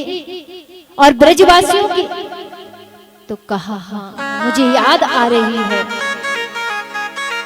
और याद आ रही तो तुम भी देख करके आओ ना, एक बार मेरा संदेश भेज लेकर जाओ और संदेश लेकर जा करके देख करके आओ ना कि देखो ब्रजवासी मेरी याद करते हैं कि नहीं। अब तो उद्धव जी कहते हैं कि मैं संदेश लेकर के जाऊं। बृहस्पति का शिष्य हूं, यदुवंशियों का मंत्री, कि हे कृष्ण, हे वसुदेव नंदन, वो अनपढ़ गवार ग्वारिया क्या जानेंगे मेरी भाषा को। जैसे ही इतना कहा तो भगवान श्याम सुंदर कहते हैं कि इनको तो ज्ञान का अभिमान है, कि इन्हें तो ज्ञान का अभिमान हो गया कि जिन गोपियों ने इस परमात्मा को उंगली पर नचाया हो और ये उद्धव उन्हें ग्वालिन समझ रहा है कि हे उद्धव कोई बात नहीं, वो अनपढ़ है, गंवार है, पढ़े लिखे नहीं है, वो गरीब है, वो धनवान नहीं है, लेकिन एक बार जाओ तो सही और जाकर के कहो ना, उनका प्रेम संदेश लेकर के आओ मेरे पास, एक बार जाओ। भगवान के ज्यादा आग्रह करने पर उद्धव जी जाने को तैयार हुए और जाने को तैयार हुए और कहने लगे देखो जाऊंगा तो सही, लेकिन 1 घंटे से ज्यादा मैं ब्रज में रुकूंगा नहीं। भगवान ने कहा ठीक है तुम जाओ तो सही, अब तो आगे जाकर के पता चलेगा कि आप 1 घंटे में आओगे कि कितने वर्ष लग जाए, क्या हाल ही आ जाओ, तुरंत ही लौट आओ वापस। ये तो जाने के बाद ही पता लगे। उद्धव जी ने रथ सजाया और रथ सजा करके वृंदावन की ओर चल दिए। भगवान ने कहा ठहरो उद्धव, उद्धव ठहरे। भगवान ने कहा कि यदि ऐसे तुम गए तो ब्रजवासी तुम्हें पूछेंगे भी नहीं। भगवान ने अपना मुकुट जो है उद्धव जी के सिर पर धारण कर दिया और जो पटका धारण करते थे वह भी उद्धव जी को दे दिया और कहा कि अब जाओ। उद्धव जी चल गए। लेकिन इधर जब से कृष्ण गए हैं तब से ब्रजवासियों की कैसी हालत है। श्री सुखदेव मुनि महाराज कहते हैं कि जब से मेरे प्रभु ब्रज को छोड़ करके, मैया यशोदा को छोड़ करके, ब्रजवासियों को छोड़ करके गए हैं, उस दिन से ब्रजवासियों की बड़ी बुरी हालत हो गई कि जब सूर्य उदय होता है और सूर्य उदय हुआ और मथुरा के मार्ग पर जाकर के बैठ जाते हैं कि हमारो लाला आए रहे हो। लाला की प्रतीक्षा में, लेकिन सुबह से शाम हो जाती है, लाला नहीं आए। नेत्र तरस जाते हैं लाला के लिए, लेकिन लाला नहीं आए। आकर के मैया यशोदा से सभी गोपियां, सभी गोप कहते हैं अरे मैया तेरो लाला बड़ो निठुर है। जैसे ही कहा कि तेरो लाला निठुर है कि देख मैया परसों की कह करके वर्षों बीतने वाले हैं लेकिन लाला नहीं आ रहे हैं। अरे मैया हम लोगों से कोई भूल है गई, यासु लाला नहीं आ रहे। अरे मैया लाला को शायद हम लोगों से प्रेम नहीं मिलो ताई के लिए लाला छोड़ करके चलो गया। लाला अरे मैया लाला से कोई, हमसे कोई गलती है गई या कि हमारे लाला अब हमारे पास नहीं आ गए। फिर सुबह हुआ, फिर जाकर के मथुरा के मार्ग पर लाला के लिए प्रतीक्षा करते हैं कि लाला आज तो आ ही रहे हो, अब तो याद आई होगी, अब तो लाला आए हो। लेकिन फिर शाम हो गई। जब फिर शाम हुई तो नंद जी से जाकर के ब्रजवासी कहने लगे कि अरे बाबा कि लाला बड़ो निठुर है, लाला ने ना सुध भूल गया हमारी।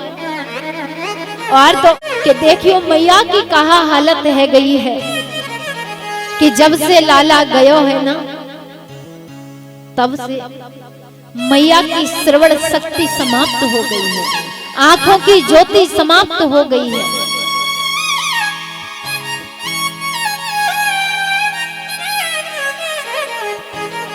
इसी प्रकार से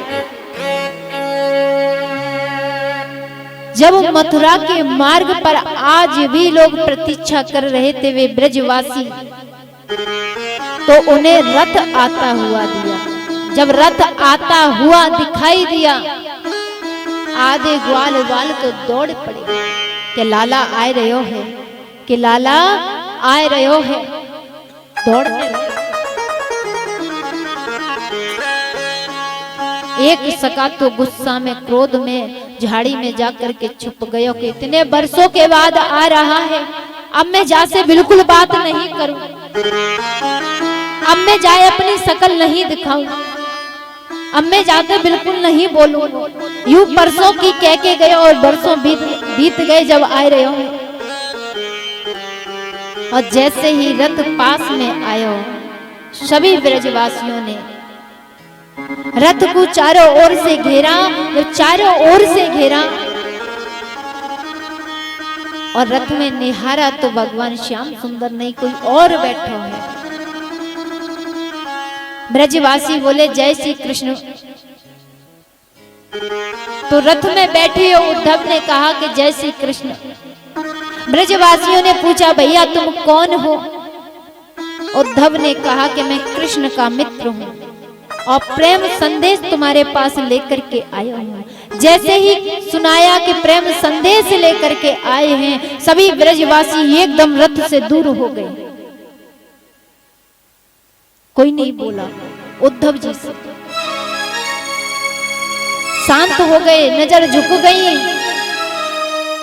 तब उद्धव जी ने प्रेम से पूछा कि तुम हमसे क्यों नहीं बोल रहे? तो ब्रजवासी कहते हैं कहा बोले भैया कि बरसों के बाद आया भी तो प्रेम संदेश भेजा गया, अपने मित्र को भेज दिया।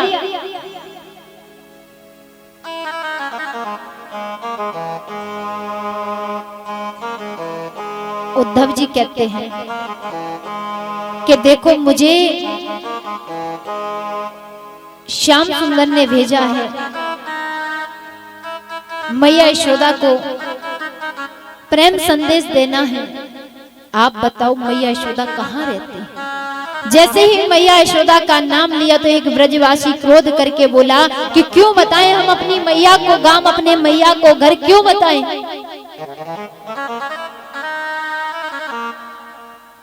तब ब्रजवासी और उद्धव जी ब्रजवासियों से हाथ जोड़कर बोले कि यदि तुम मैया का महल नहीं बताओगे तो मैया से मैं कैसे मिलूंगा?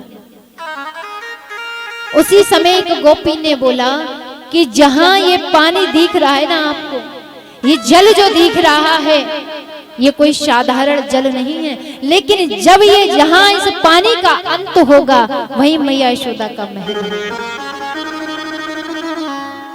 लेकिन हे उद्धव, इतना मैं तुम्हें बताऊं कि ये कोई साधारण पानी नहीं है, ये मैया यशोदा के, नंद बाबा के और श्री जी के नेत्रों से और ब्रजवासियों के, गोपियों के सभी और पक्षियों के अश्रु धाराएं हैं। क्या जिस दिन से हमारे लाला गयो है वह दिन से ब्रजवासियों के नेत्रों से आंसू बंद नहीं है।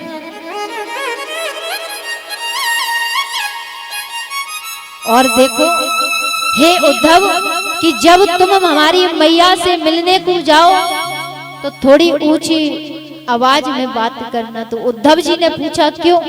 कि इसलिए कि जिस दिन से कृष्ण गए हैं उस दिन से मैया की श्रवण शक्ति समाप्त हो गई है, नेत्रों की ज्योति समाप्त हो गई है। अब उद्धव जी जो हैं वो महलों की ओर पहुंचे।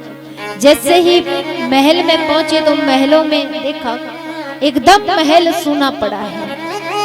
सूने महल में प्रवेश किए उद्धव जी तो देखा एक कोने में मैया बैठी हुई है, दुबली पतली सी मैया बैठी हुई है। मैया को जाकर के साष्टांग दंडवत करते हैं और जैसे ही दंडवत किया और जोर से दंडवत किया कि मैया मैं उद्धव हूं, मैं आपको दंडवत करता हूं। जैसे ही मैया ने सुना तो मैया डांट करके उद्धव जी से बोली, अरे तो को शर्म नहीं आई, तो को लाज नहीं आई? अरे मैंने बड़ी मुश्किल से लाला को सुलाया और तू आकर के लाला को जगा दे।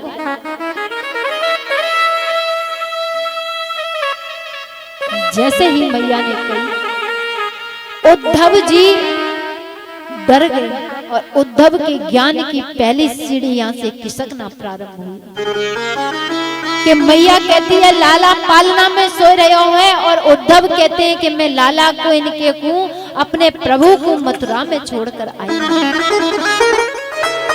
अब मैया लाला के विरह में रोते हुए, लाला की याद में रोते हुए कहती है, अरे उद्धव तू कहाँ जाने, मेरा लाला अभी सोयो और तूने आकर कितनी जोर की आवाज लगाई, लाला कहीं जग नहीं गया हो। अब उद्धव को साथ लेकर के मैया पालना के पास पहुंची, और जैसे ही पालना के पास पहुंची, पालना में लाला दिखाई नहीं दी और धड़ाम से जमीन पर गिर गई।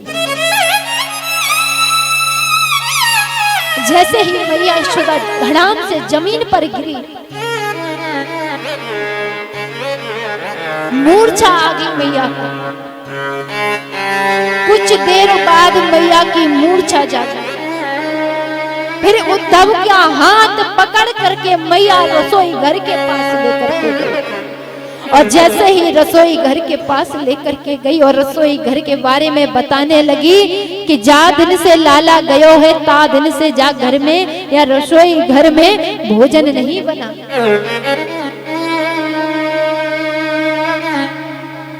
और तो उद्धव, जब लाला को मैं अपने हाथों से जब बनाया करती थी, भोजन बनाया करती थी, तो एक दिन लाला रसोई घर में प्रवेश हो करके और बड़ा उधम कर रहे हो, और उस समय में बेजड़ की रोटी बना रही थी।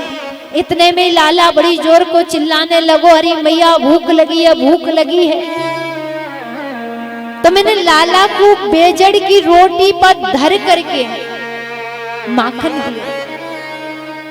लाला प्रसन्न हुआ और आंगन में उस रोटी को खाने लगा, और जब आंगन में घूम घूम करके रोटी को खा रहा, तो इतने में एक कौवा आया और लाला की रोटी को छीन कर चला गया। जैसे ही लाला की रोटी छीनी तो लाला हमारो रोने लगा, और रो रो करके कहता है मुझसे, मैया मैं जा कागा से युद्ध करूं, मेरी रोटी लेकर के क्यों गया।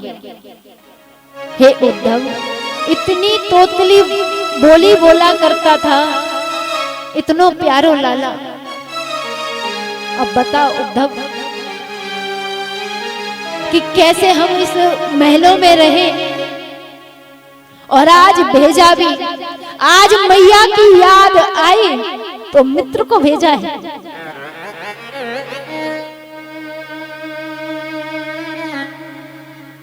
और आज का समाज भी यही हो गया है। वो तो भगवान है, लेकिन आज के बेटे,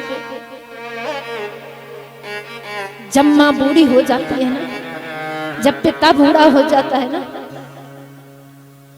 तो भोजन को तरसा देते हैं, वस्त्र पहनाने के लिए तरसा देते हैं, और तो और ये कहते हैं कि जैसा हम दे रहे हैं ना वैसा खाओ। अरे उस समय नहीं सोचा, जिस समय तुम 11 वर्ष की अवस्था में थे, उस समय तो तुम्हें समझ आ गई थी ना कि एक माँ, एक पिता आपके लिए किस प्रकार से आपके लिए वस्त्रों की, किस प्रकार से आपकी पढ़ाई के लिए, और किस प्रकार से आपके लिए भोजन की व्यवस्था करता था, किस प्रकार से आपके शौक पूरे किए। और आप जब माता पिता के शौक पूरे करने होंगे, जब बेटे की बारी आई कि माता पिता के शौक पूरे करो, तो एक बेटा और एक माँ, और क्या कहता है माँ से, अरे जो मिल रहा है ना ये भी बहुत है। क्या कहती है बेटी, एक बहू क्या कहती है,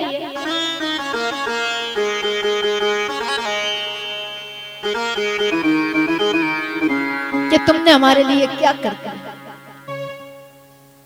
क्या मिलता है, क्या मिलता है बुढ़ापे पर अपने माता पिता को रुला करके, क्या मिलता है, केवल दुख, केवल अपना जीवन संघर्ष से लड़ना। अरे ये क्यों नहीं याद रहता कि इन माता पिता के चरणों में ही सारे धाम बसे हैं, क्यों नहीं याद रहता, क्योंकि पैरों पे खड़े हो गए इसलिए, या तुम खुद पिता बन गए इसलिए।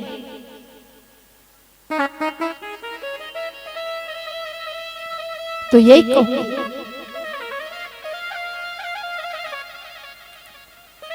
कि माता पिता की सेवा सबसे श्रेष्ठ है। तो मैया यशोदा उद्धव जी को अपनी रसोई घर दिखाती है। वो परमात्मा है और परमात्मा के लिए मां तरसती है। मैया यशोदा जानती है कि ये परमात्मा है, लेकिन परमात्मा मुझसे दूर क्यों गया, इसलिए रो रही है। फिर कहती है उद्धव जी से कि हे उद्धव, शायद कन्हैया मोकू इसलिए छोड़कर चलो गए और लाला इसलिए छोड़कर कि मैंने वाकू एक दिन ओखल से बांधो है। मैंने लाला को अब पूरी नगरी में घुमायो। एक दिन नंगे नंगे पैरों से कड़ी कड़ी धूप में लाला नंगे पैर भागो, इसलिए शायद कन्हैया लाला मोकू छोड़कर चलो गया, इसलिए गयो है शायद। जैसे ही मैया के मुख से इन सब बातों को उद्धव जी ने सुना, उद्धव जी तो मैया के चरणों में साष्टांग लेट गए और कहने लगे, मैया मुझको क्षमा कर, जो मैं सोच रहा था, जो मैं जान रहा था, वो मैया तू नहीं है। मेरे जैसे करोड़ों ज्ञानी तेरी जैसी मां पर कुर्बान हो जाए और चरणों की धूल के बराबर नहीं। पहले तो मैया मुझको जा बात से क्षमा कर दे। अब मैया के पास बैठ करके उद्धव जी, नंद बाबा के पास बैठ करके उद्धव जी घनी देर बात करते, पूरी रात्रि ही निकाल दी कृष्ण की बातों में। मैया एक एक लाला की बात उद्धव से कहती रही। उद्धव के नेत्रों से आंसू झरते रहे। उद्धव पूरी रात रोते हुए निकाल दिए। वाक्य बाद सुबह हुआ। सुबह होने के बाद मैया से हाथ जोड़े उद्धव जी ने और कहा, हे मैया, अब मैं उन गोपियन के दर्शन करने चाहूं और श्री किशोरी जी के भी दर्शन करने चाहूं। मैया वो कहाँ है? मैया ने बताया, मैया के द्वारा उद्धव जी जो हैं गोपियों के पास पहुंचे तो गोपियां एक बगीचे में गोला बना करके बैठी हुई हैं और बीच में श्री जी को बैठाल रखी है, किशोरी जी को बैठाल रखी है। उद्धव जी एक पेड़ के पीछे खड़े हो गए और पेड़ के पीछे खड़े हो करके अब गोपियों की बातें सुनने लगे। जब गोपियों की बातें सुनने लगे, अब गोपियां क्या कह रही हैं श्री जी से? किशोरी जी से कहती हैं कि हे किशोरी, कि एक दिन श्याम सुंदर मेरे स्वप्न में आए और जब स्वप्न में आए तो मेरे बछड़े को खोल करके जाने लगे और जैसे ही बछड़े को खोल कर जाने लगे मैंने पकड़ने को प्रयास किया तो मेरी आंख खुल गई। दूसरी किशोरी कहने लगी, दूसरी गोपी कहने लगी कि एक दिन कन्हैया मोकू पनघट पर मिलो और पनघट पर मिले तो मेरी गागर उठवा करके सर पर धर दीनी और मेरे पीछे पीछे मेरे घर तक आए और जैसे ही मैंने पीछे मुड़ करके देखा तो मुझे कृष्ण के दर्शन नहीं हुए। एक गोपी कहती है कि मेरे यहाँ कन्हैया आए और माखन चुरा करके भागने लगे तब मेरी आंख खुल गई, स्वप्न में मेरे आज कृष्ण आए हैं। इतने में ही गोपी कहने लगी, एक बात बताओ किशोरी, क्या आपके स्वप्न में कृष्ण नहीं आते? जब इस बात को गोपी ने पूछा तो श्री किशोरी कहती हैं कि तुम सब गोपियों के चरणों में मेरा प्रणाम है कि आपके स्वप्न में मेरे प्राण वल्लभ कृष्ण तो आते हैं। आप सभी गोपियों के चरणों में।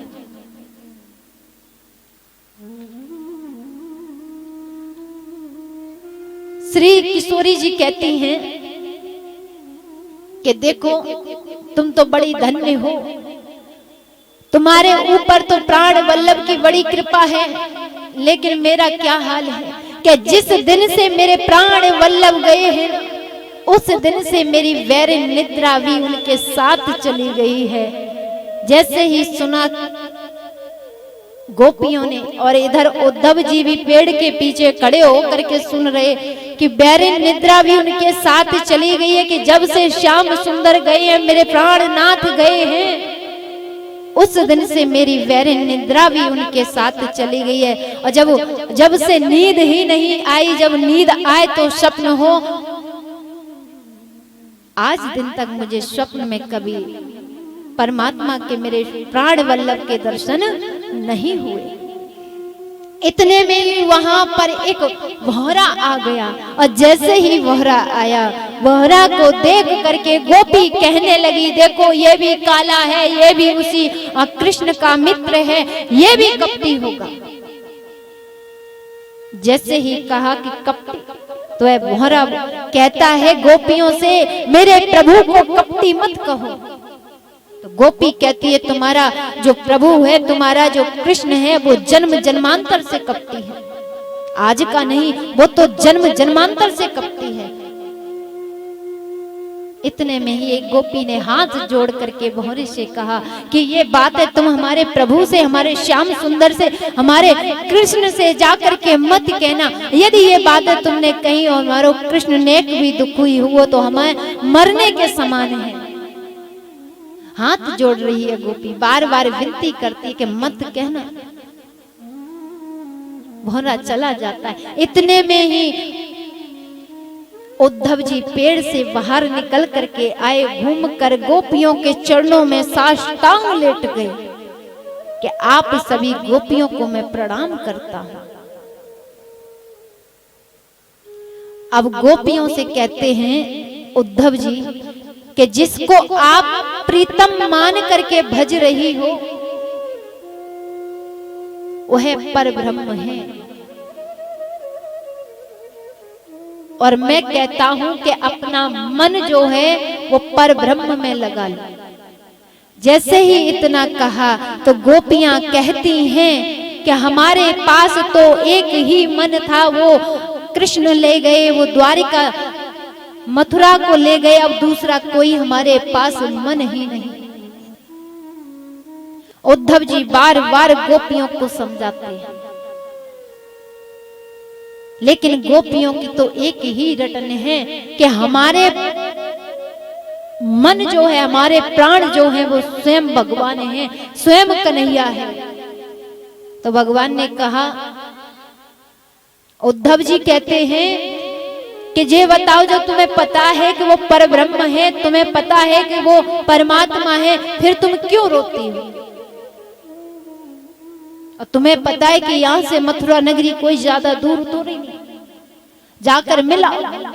तो गोपियां कहती हैं कि यदि हमें मिलना होता तो इतने वर्षों से उनके वियोग में परेशान है, उनके वियोग में है, यदि हमें मिलना होता तो यहाँ से मथुरा नगरी कोई दूर तो नहीं है, सुबह जाते शाम को 4 बार अपने प्राण प्रीतम से मिलकर वापस आ जाते। लेकिन हमारी तो एक ही प्रतिज्ञा है कि जब तक जिएंगे, जब तक सांस है, तब तक श्याम सुंदर को भजते रहेंगे। उद्धव जी कहते हैं कि देखो, मेरा केवल एक ही निवेदन है कि आप सभी गोपियां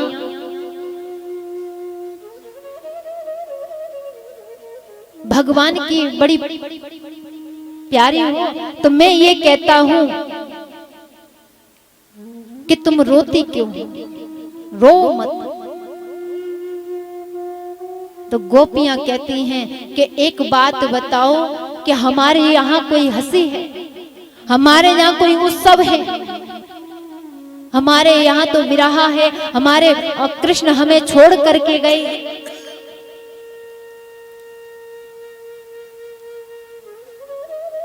गोपियां रोदन करती हैं और रो रो करके उन्होंने अपने शरीर को सुखा लिया है। किशोरी राधा ने अपने शरीर को सुखा दिया है। गोपियों के नेत्रों से निकले हुए अश्रुधारा एक नदी बन गए, सरोवर, प्रेम के सरोवर बन गए। उद्धव जी उसमें नीचे ऊपर कर रहे हैं। और जब उन्हें होश आया तो देखा गोपियों के चरणों में पड़े हुए हैं। और जैसे ही गोपियों के चरणों में पड़े हुए अपने आप को देखा तो भगवान श्याम सुंदर से कहते हैं कि यदि मुझे अब कभी मनुष्य बनाओ तो इस ब्रज में बनाना, यदि मुझे घास का तिनका भी बनाओ तो ब्रज में बनाना, यदि मुझे पशु बनाओ तो ब्रज में बनाना, यदि मुझे कोई कीड़ा मकोड़ा बनाओ तो ब्रज में बनाना। क्यों बनाना? कि इसलिए कि ये ब्रज की जो गोपियां हैं, इनके चरणों की धूल हमारे मस्तक पर पड़ती रहे तो हमारा जीवन कृतार्थ हो जाए। कि हे प्रभु, मेरी आपसे केवल इतनी ही विनती है। अब उद्धव जी गोपियों से क्या कहते हैं कि मैं तुम्हें एक वचन देता हूं कि शाम का सूर्य अस्त होगा बाद में और श्याम सुंदर भगवान तुमसे मिलने जरूर आए। इतना कह करके उद्धव जी जो हैं भगवान को बुलाने के लिए मथुरा दौड़ते हैं कि सूर्य अस्त नहीं होने दूंगा और भगवान को यहां तुम्हारे सामने खड़ा कर दूंगा। ला ऊधो सूधो है चलो सुन गोपिन के बोले, ज्ञान बजाई डुमडुमी प्रेम बजायो ढोल।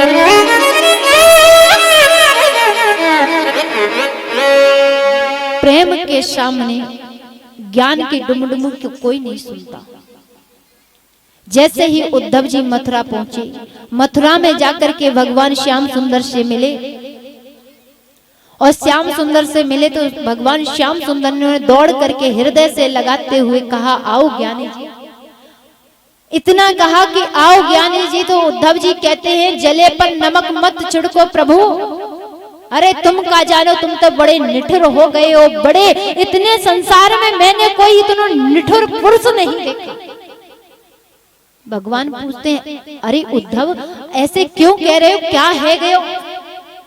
हे प्रभु, तुम्हें क्या पता कि जिस दिन से तुम ब्रज को वृंदावन को छोड़ करके आए हो, वृंदावन वासियों की मैया यशोदा की क्या हालत हुई है पतो है तुम्हें? कहा है गए हो बताओ?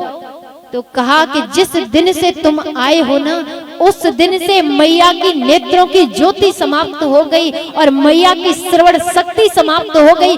और तो और मैया 2-2-3-3 महीने भोजन ही नहीं करती है। और तो और जब मैंने किशोरी राधा को देखा तो उनका शरीर जो है वो लकड़ी की तरह सूख गया है।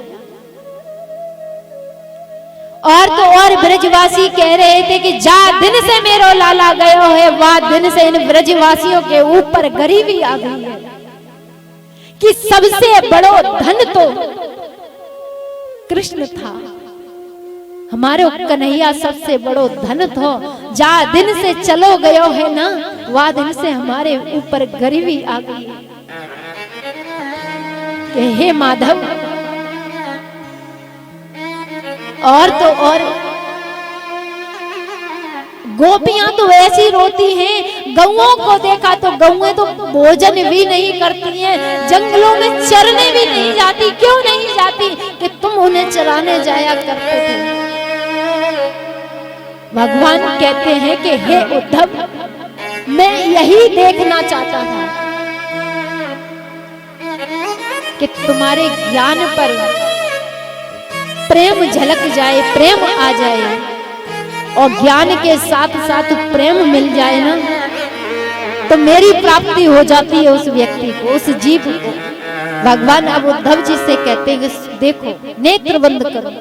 भगवान ने पूरा ब्रज अपने पास बुला लिया, मैया यशोदा, किशोरी जी, गोपियां, गाय, सब जितने भी ब्रज में। अब कहा कि नेत्र खोल कर देखे, तो नेत्र खोल कर देखे तो सभी उनके पास हैं। तब भगवान ने कहा कि इनके बिना मैं नहीं रह सकता और मेरे बिना ये नहीं रह सकते। तो यही है श्री सुखदेव मुनि महाराज राजा परीक्षित को बताना चाहते हैं कि भक्त जो है वो प्रभु का है और अंश जो है वो परमात्मा के हो। तो भक्त कभी प्रभु के बिना नहीं रह सकता और ईश्वर कभी अंश के बिना नहीं रह सकता। बोलिए भक्त वत्सल भगवान की। इस प्रकार श्री सुखदेव मुनि महाराज ने राजा परीक्षित को उद्धव चरित्र में ही सारी ब्रज की लीला कहे सुनाई। उसके बाद भगवान कुब्जा के यहाँ पर पधारे। कुब्जा बड़ी प्रसन्न हुई, बड़ी प्रसन्नता छाई उसके हृदय में कि प्रभु पधारे हैं। और कुब्जा के यहाँ से फिर भगवान अक्रूर काका के यहाँ, अपने काका के यहाँ पधारे। काका की तो आनंद की सीमा न रही। बोलिए भक्त वत्सल भगवान की जय, भागवत महापुराण की जय।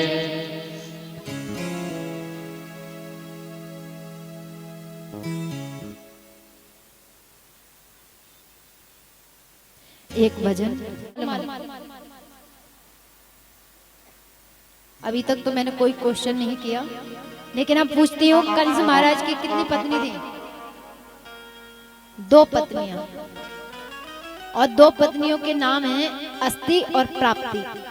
अस्ति और प्राप्ति। इन्होंने जाकर के अपने पिता जरासंध से कहा। जब जरासंध से कहा, अपने पति की मृत्यु के बारे में सारा समाचार जरासंध को दिया तो बड़ा दुख हुआ।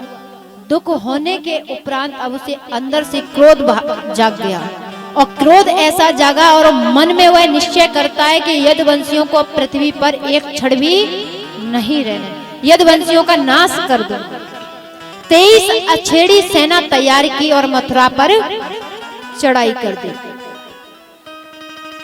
भगवान ने 1 बार नहीं, 2 बार नहीं, 17 बार जरासंध को हराया। एक दिन काल्यावन नाम का राक्षस आया। प्रभु ने मुचकुंद के द्वारा उसका वध कराया, भस्म करा दिया। प्रभु ने 17 बार जरासंध को हराया। 18वीं बार उसने क्या किया? ब्राह्मणों को पूजा पर बैठाया, और जब यज्ञ पर बैठाया और कहा, यदि मैं इस बार उस कृष्ण से जीत गया तो तुम सभी ब्राह्मणों को इतना दान दूंगा कि जीवन भर बैठ करके खाओगे। यदि हारा गया तो आप सभी ब्राह्मणों को सूली पर चढ़ा दूंगा। अब इस बात से ब्राह्मण भयभीत हो गए, डर गए, और मन ही मन प्रार्थना कर रहे हैं कि हे प्रभु आकर के हमारी रक्षा करे, हे नारायण आकर के रक्षा करे। अब जैसे ही जरासंध ने सेना लेकर के मथुरा पर चढ़ाई की, और इधर भगवान ने देखा और दाऊ भैया से कहा, दाऊ भैया से कहा कि देखो नाना जी आ रहे सेना को लेकर के, क्या करें? रण छोड़कर भाग चले। जैसे ही कहा कि रण छोड़ करके भाग चलें, अब तो बलराम जी कहते हैं कि हे लाला, यदि रण छोड़ करके भागे तो बड़ी बदनामी होगी।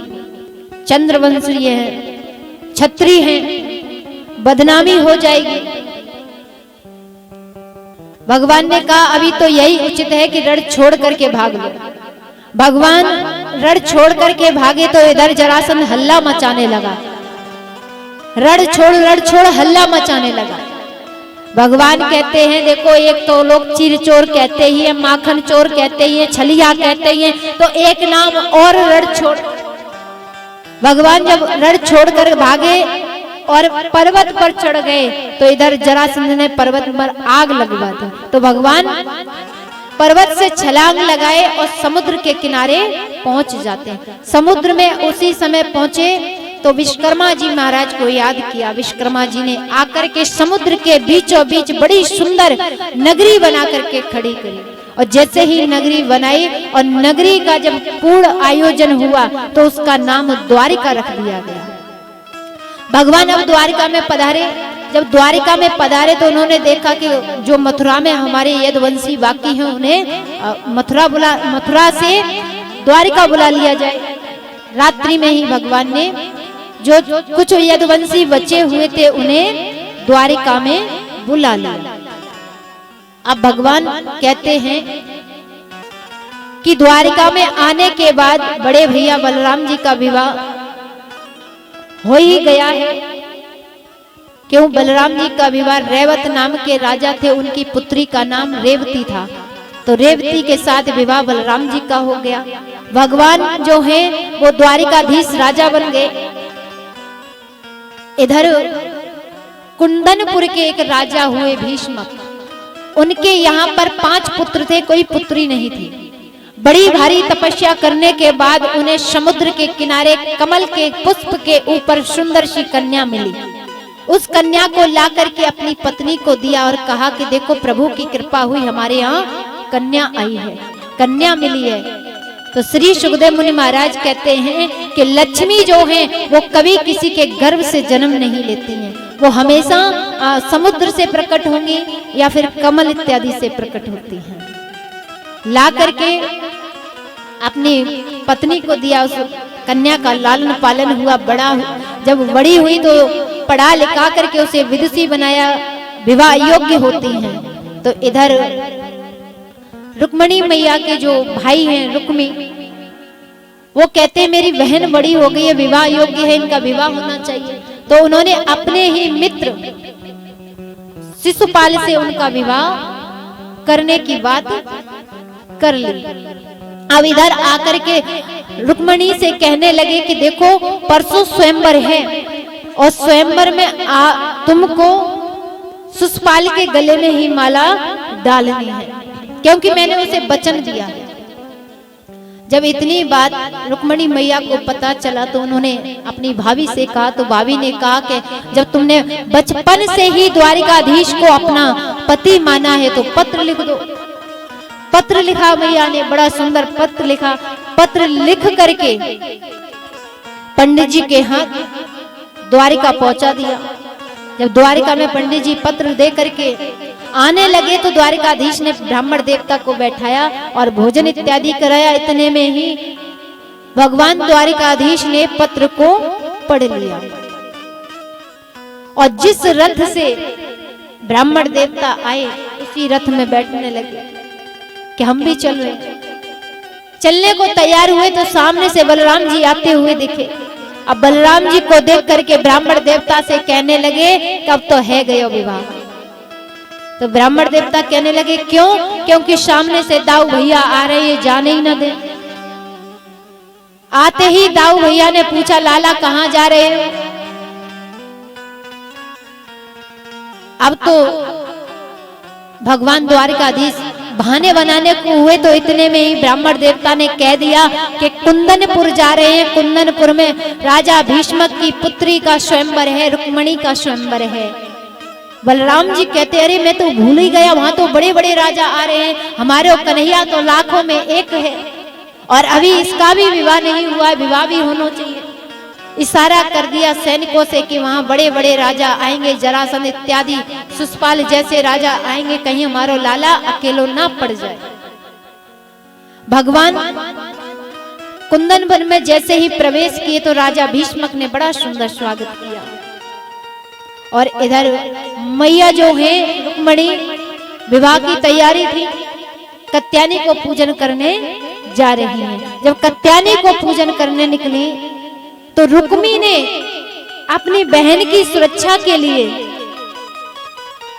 10,000 सैनिक और 10,000 सखियों की व्यवस्था की। अब मैया रुक्मणी कत्यानी को पूजन करने के लिए मंदिर में पधारी। कत्यानी मैया को विधि विधान से पूजन किया। पूजन करने के बाद अब कत्यानी मैया से रुक्मणी मैया कहती हैं कि देखो आपको तो पता ही है कि मुझे पति रूप में द्वारिकाधीश ही मिले। इतने में ही भगवान श्याम सुंदर द्वारिकाधीश मंदिर में प्रवेश हो गए। मंदिर में प्रवेश हुए तो वहां पर मैया रुक्मणी ने द्वारिकाधीश के गले में वरमाला डाल दी और द्वारिकाधीश ने भी मैया रुक्मणी के गले में वरमाला पहनाई और उनको लेकर के साथ चलने लगे। और जैसे ही साथ लेकर के चले तो सारे सैनिक भगवान की सुंदरता निहारने लगे। कोई तो भगवान का पीताम्बर देखे कि कितनो सुंदर है, देखो कितनो हीरे जवाहरात से चमक रहा है, ऐसा लग रहा हो। कोई तो भगवान के मुखार बिंदु को देख रहा है कोई तो भगवान के चरण पादुका देख रहा है, कोई पीतांबर, कोई कुछ भगवान के सौंदर्य को ही निहार रहे हैं, भगवान की जो घुंघराली लटे हैं इन्हें देखकर प्रसन्न हो रहे हैं। भगवान 10,000 सैनिकों के बीच से मैया रुक्मणी को निकाल करके ले गए और रथ में बैठ गए, और रथ को जैसे ही चलाया तो रथ भी हवा की तरह बातें करने लगा। इधर जब रुक्मणी मैया के भाई आए, रुक्मी ने आकर के सैनिकों से पूछा कि रुक्मणी कहाँ है, तो कहा कि अंदर है। अंदर देखा तो मिली नहीं। तो एक सैनिक बड़ा चतुर था, उसने कहा मैं बताऊं कहाँ है। बोले बताओ कि एक सावलो सलोनो आयो और आकर के तुम्हारी बहन को लेकर के चलोगे इतनी बड़ी संख्या में से। रुक्मी को क्रोध आया और उसने भगवान द्वारिकाधीश का पीछा किया। जब द्वारिकाधीश का पीछा किया तो युद्ध भी हुआ। भगवान ने क्या किया, रुक्मी को अपने पहिया के रथ से बांध लिया। तो इधर रुक्मणी मैया कहती हैं भाई है कष्ट मत देना।